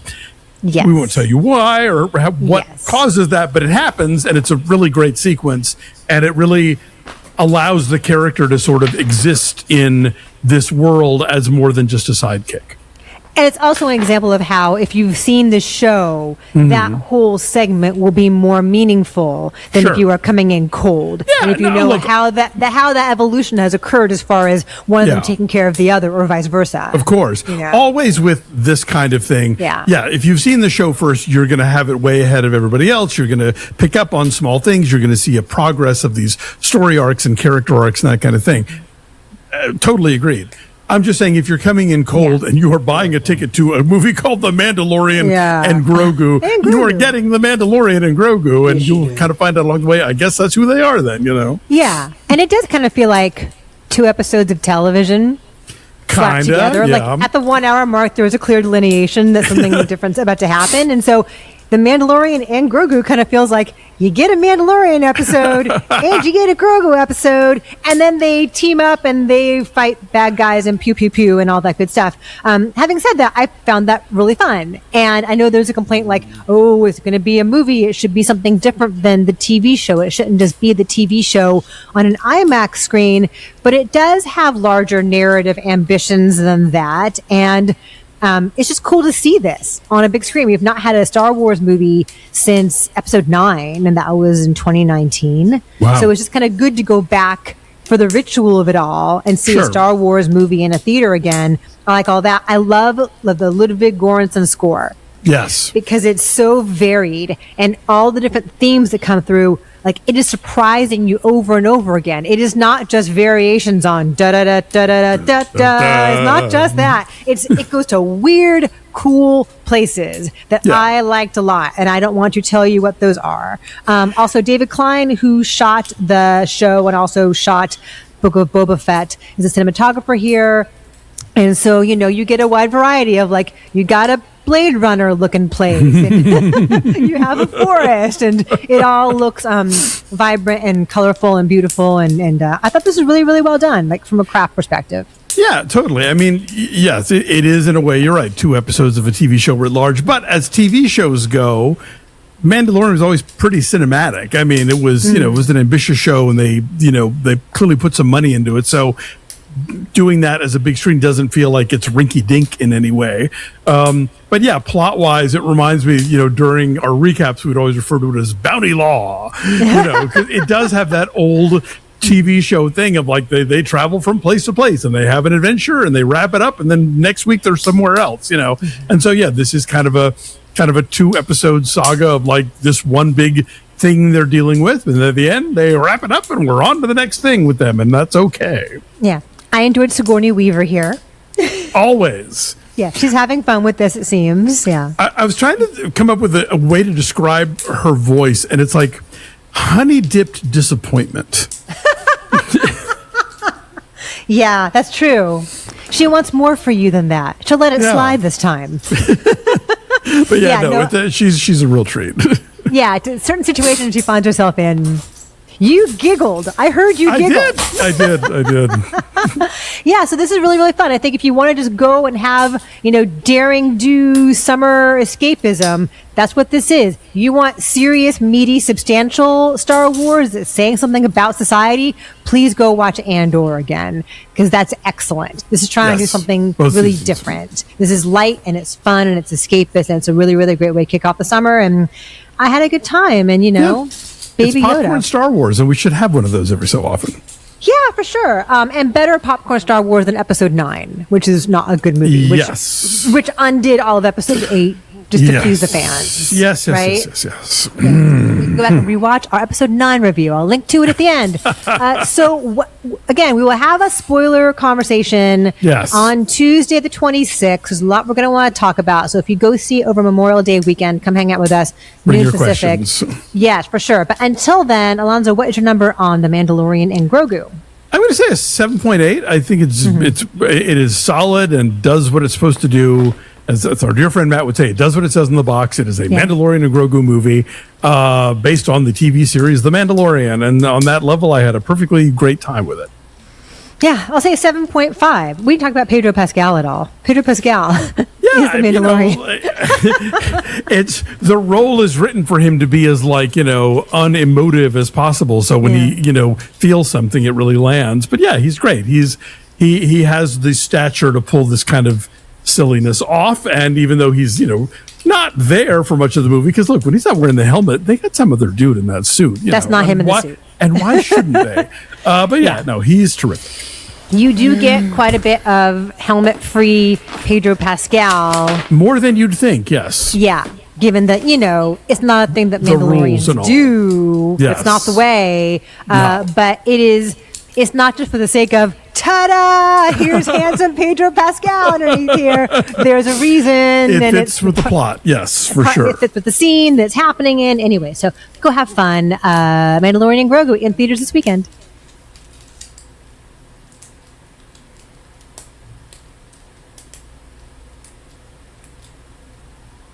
So, Star Wars, Mandalorian, and Grogu. So, this is the latest Star Wars franchise outing, a continuation of the Mandalorian TV series, with which I'm not very familiar. I've seen a couple of episodes. I think, as you said, you've seen.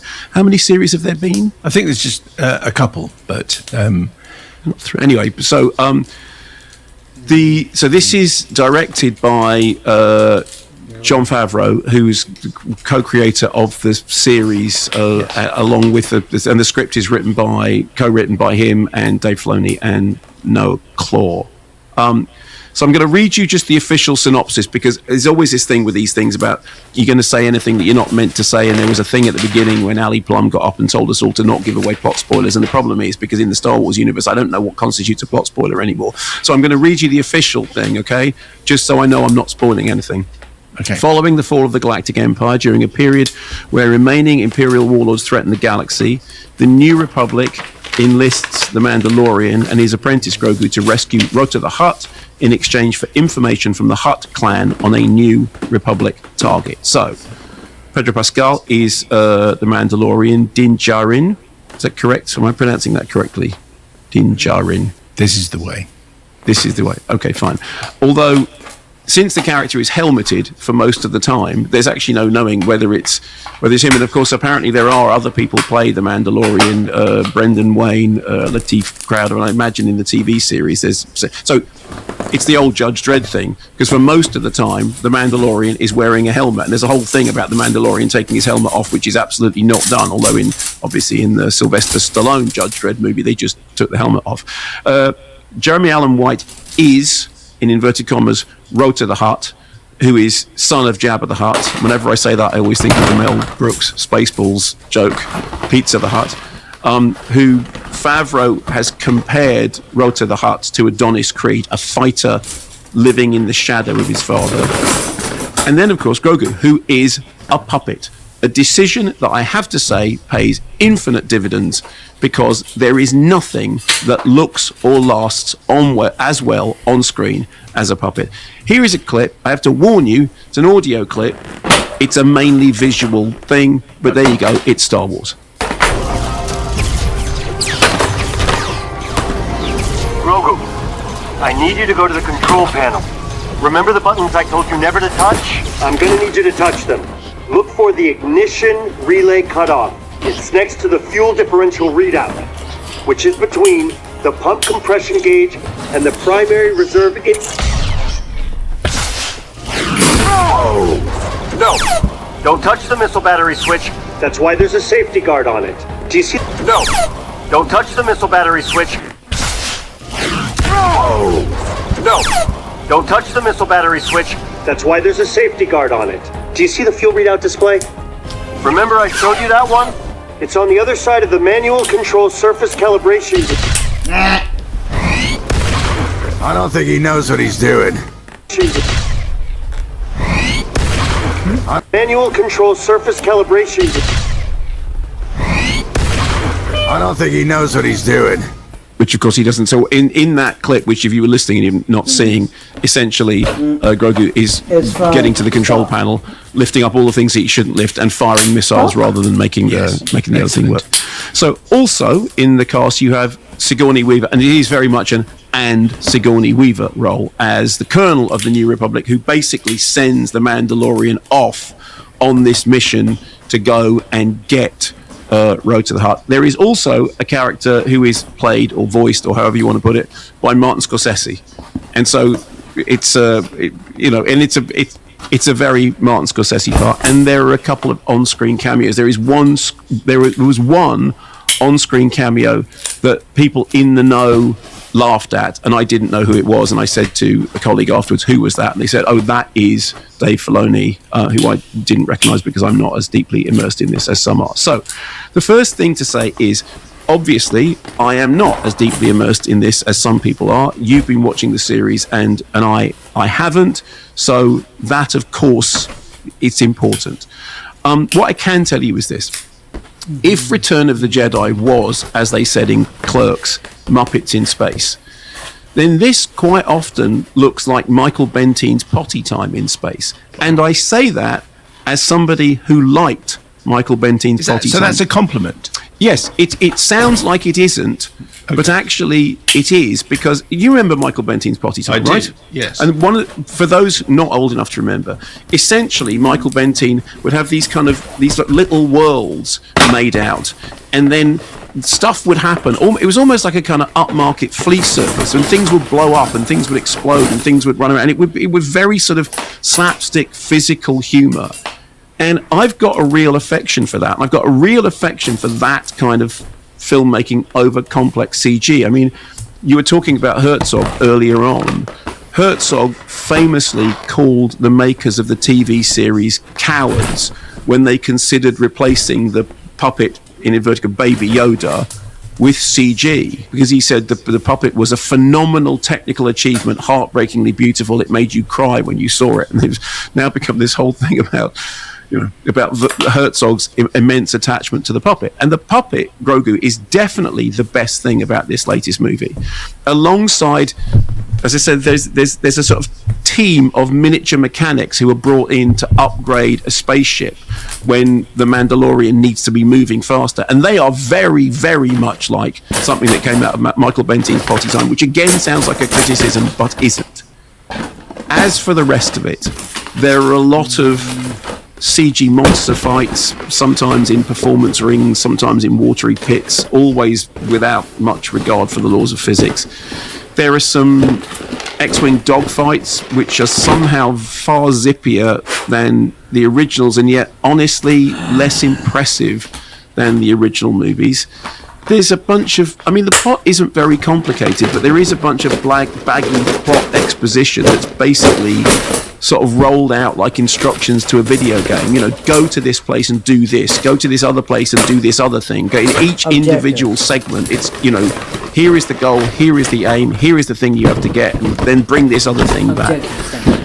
I saw it in IMAX on Monday night, because that's when they did the press screening at the BFI IMAX, which is the biggest screen I think it's the biggest screen in Europe. So I saw it in the biggest format possible.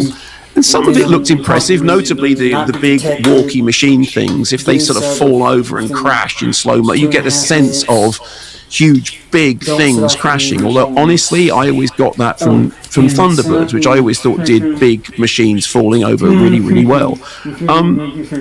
There's a sort of post-Transformers vibe to that stuff, although, of course, with the added bonus of not being intercut with like upskirt shots of Megan Fox, which was always the thing that made Transformers so intolerable.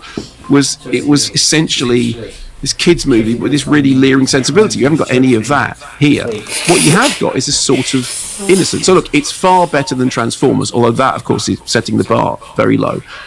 But honestly, it does feel, and this is even to somebody who's not been watching the series, it feels like an expanded TV series episode, which is kind of what it is, because apparently Favreau and Filoni were working on a new series, and then that didn't happen because production was delayed by stuff in Hollywood, and then they kind of reevaluated it and thought, oh well, actually what we'll do is we'll turn it into a Mandalorian film. I think it was a 4th season. I think there might be 3 seasons. Simon, it could be. But I'm not sure. But the point is, even though I'm not invested in the series in that way, this still felt like, okay, this is basically the biggest TV episode, or a couple of TV episodes, you know, locked together. There was a UFO film, which was, I think it was the pilot and then an episode strapped on the end of it, and it kind of felt a bit like that. I mean, I was never emotionally invested, which I have been in some of the sequels. It's not that I've got a complete emotional investment blank on Star Wars. I haven't. Some of the sequels I have been emotionally invested in.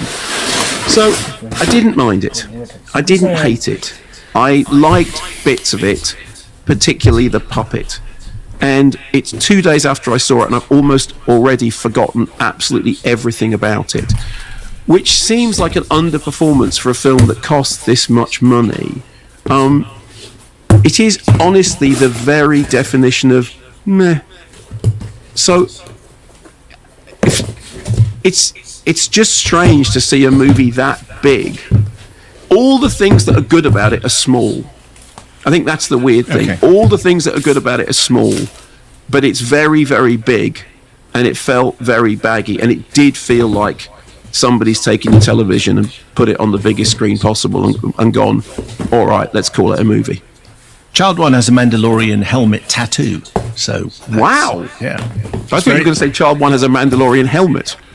No, he might. He may well have one, but he's certainly got a Mandalorian helmet tattoo. Okay, well, maybe would you ask Child One to go see the film and let me know what he thinks for next week? He might have childcare issues on that one, but I will definitely suggest that he goes, and I'll get his review for us. Because as I can't stress this enough, it is obviously different. If you're a fan who is invested in this particular world, yes, then that will make a difference. And I want to be really clear, I am not that.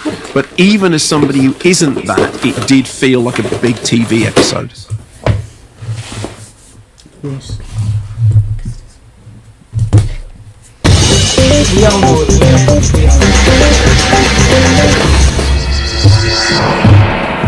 It's the damn show. Hi kids, welcome back. We're going to do a review, non-spoilery, of The Mandalorian and Grogu that I just came back from watching on a Sunday afternoon. Now, the obvious thing is, why are my glasses on my face like this? Well, dear viewer, this is how I watched most of the film. In fact, it was a little bit higher up like that. Because, as you may know, I've had cataract surgery. So the focus on this eye is great for long distance, and this one still needs my glasses. But if I put this down, this eye goes out of focus because this lens is no longer needed. Now, I'm not going to pop the lens out. I'd rather look like an idiot in the back of the cinema watching the film like this, but it actually worked really well. Anyway, Mandalorian and Grogu. So, Pedro Pascal returns, although one wonders for how long, because he's on kind of equal billing with the two stuntmen who play the Mandalorian when he's got his helmet on. So Pedro has a section in the middle of the film without his helmet, so I wonder how much he was actually there for.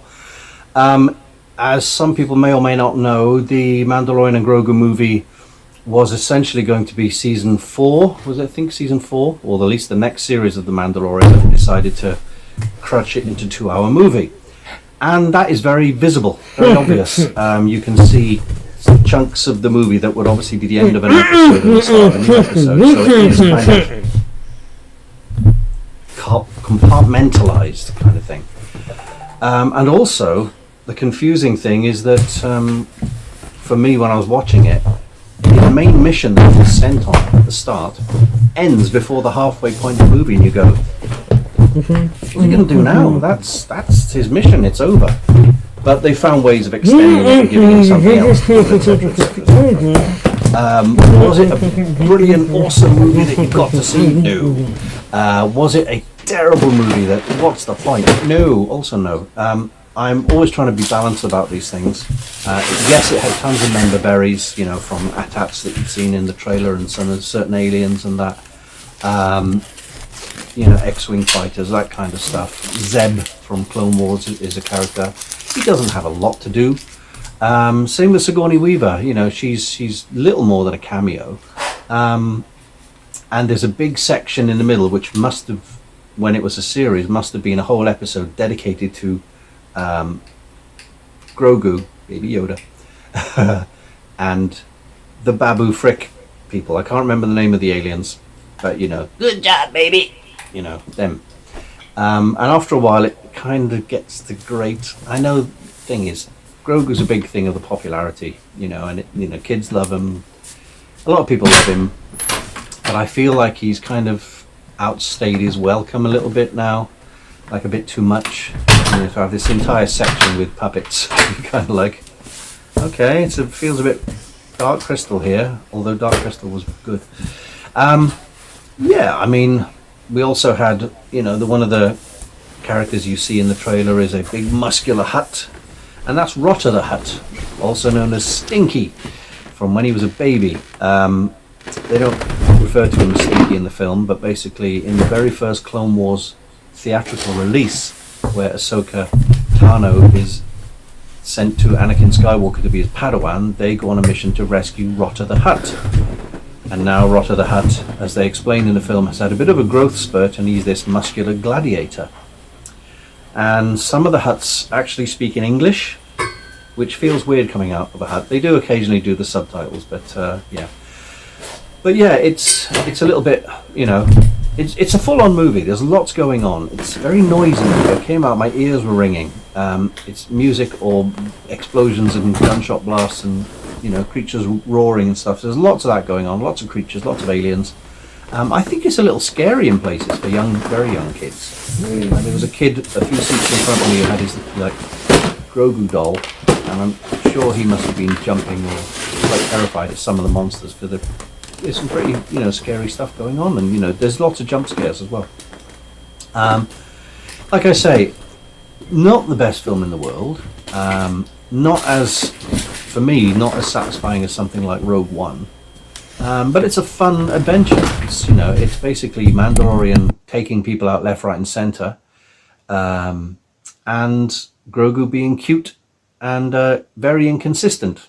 In that some moments he's quite understanding and does things that an intelligent being would be doing, and then sometimes he's just playing with buttons and messing things up, and you go, yeah, all right, you know, how old are you supposed to be? I know he's 50. He's supposed to be 50, isn't he?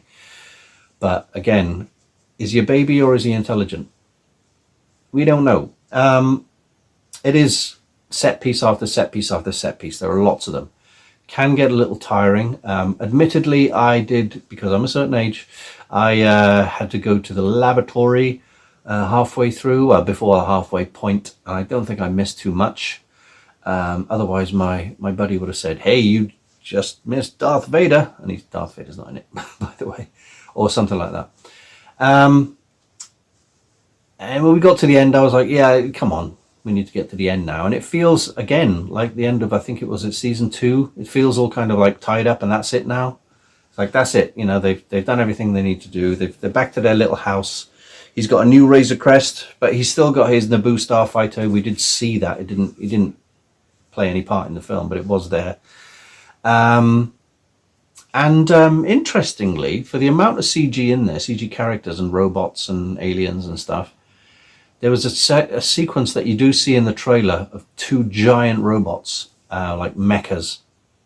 And when they move, I need to look into whether they are stop motion. I don't think they are. I think they're CGI that's been animated to be like stop motion, like 12 frames a second as opposed to 24 frames a second. So basically it's a slightly more jerky staccato movement that you associate with stop motion. But I did find, I tried to look through the credits and it was quite difficult because there was so many artists and CGI companies.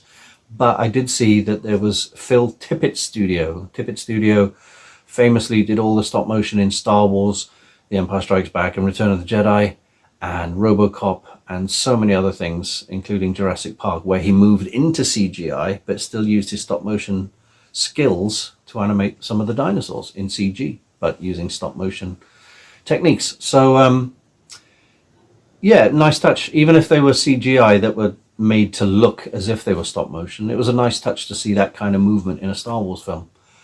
Music was good. Ludwig Göransson's and all that, but it does, he plays those notes in so many different ways, it gets a little bit samey. You're like, yeah, here we go. All this kind of, all that kind of stuff. But not a bad film. You know, it's a fun film. It's an adventure. It's gunslinging, it's flying spaceships. There's some nice combat, you know, hand-to-hand and in spaceships. It's mostly ground-based, you know, underground, in jungles, that kind of thing, in prison cells, that kind of stuff. I'm sure there's plenty of in-jokes written in Orabesh on some of the buildings. There's a couple of sequences that are, you know, clearly homages to Blade Runner, that kind of stuff. There's a little obligatory, seems to be obligatory now, of spaceships flying in the sunset, a la Apocalypse Now. But directed by John Favreau. Filoni gets a little cameo as the X-Wing fighter pilot that he created. It's okay. Now, the tricky bit is, what do I give it out of 10? A film has got to be... I don't live in a world where everything is ultimately amazingly brilliant or 0. I do try to be realistic, and just because I give a film, say I gave a film 6 out of 10, that doesn't mean I hate it. It just means it's 60%. It's better than halfway average kind of thing. I would give this film probably a 6. Now you come to think about it, a 6. So it's not average, but it's fun for what it is. It's not tired. It's not a bit where you zone out or get tired or get bored or start looking at your watch. But it's not as exciting as something like a Rogue One was, or, you know, whatever. So that's my score. Yours may differ, obviously. There may be things that I've missed, especially during my toilet break, and there may be things that you disagree with that you like. I've heard mixed things. I've heard people say it's very bad. I've heard people say it's very good. So I'm somewhere in the middle, I guess. 60%, 6 out of 10. Let me know what you think in the comments. Thanks for watching. My next film review coming up pretty soon, a couple of weeks, will be Masters of the Universe, which I wasn't interested in the slightest, but seemed like fun. Give it a go, right? Okay, that's it for me. Take care now. Bye-bye. Hi, and don't forget to like and subscribe to Terry Cooper's YouTube channel. Unless you don't.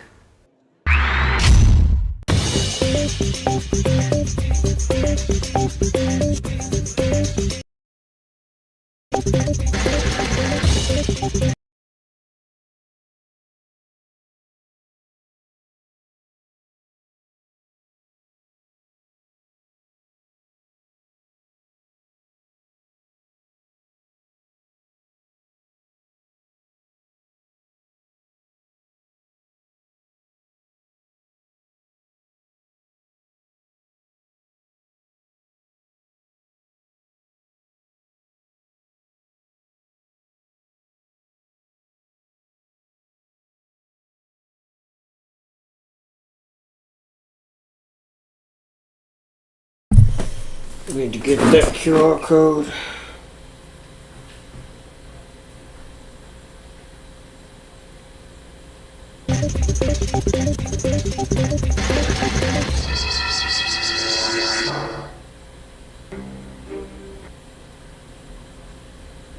Okay, I think we will end it here. Thank you so much for tuning in.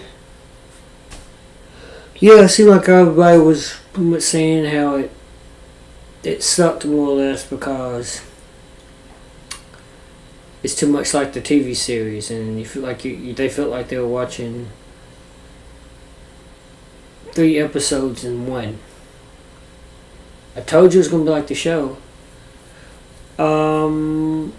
As for the Gundam model, I've got the arms and legs made, and now I need to work on the torso and back. So, torso and the wings. I mean, that's what I mean. I said back, the wings.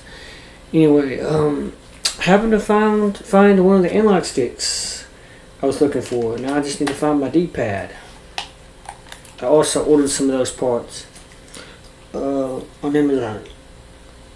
If I found the D-pad all enough, I wouldn't have to order them. But anyway, so that's it for right now. Maybe we'll get into watching some more about it come later today or maybe tomorrow. I also want to do a review watching. I should call this review watching on some more videos on the movie Obsession. I was about to say Inception, but Obsession. Also, Passenger, as well as some films I have not seen, such as Is God Is. I plan on seeing that. There's another movie that I want to see. Well, I don't really want to see it, but people have talked about it. It's a scary movie called Corporate Retreat. I'll probably combine these scary movies into one review watching live stream. Anyway, thank you so much for tuning in. Like and subscribe for more. And, also click on the link in the description to watch these yourself if you want to. So you can follow along, whatnot. Alright, goodbye for now.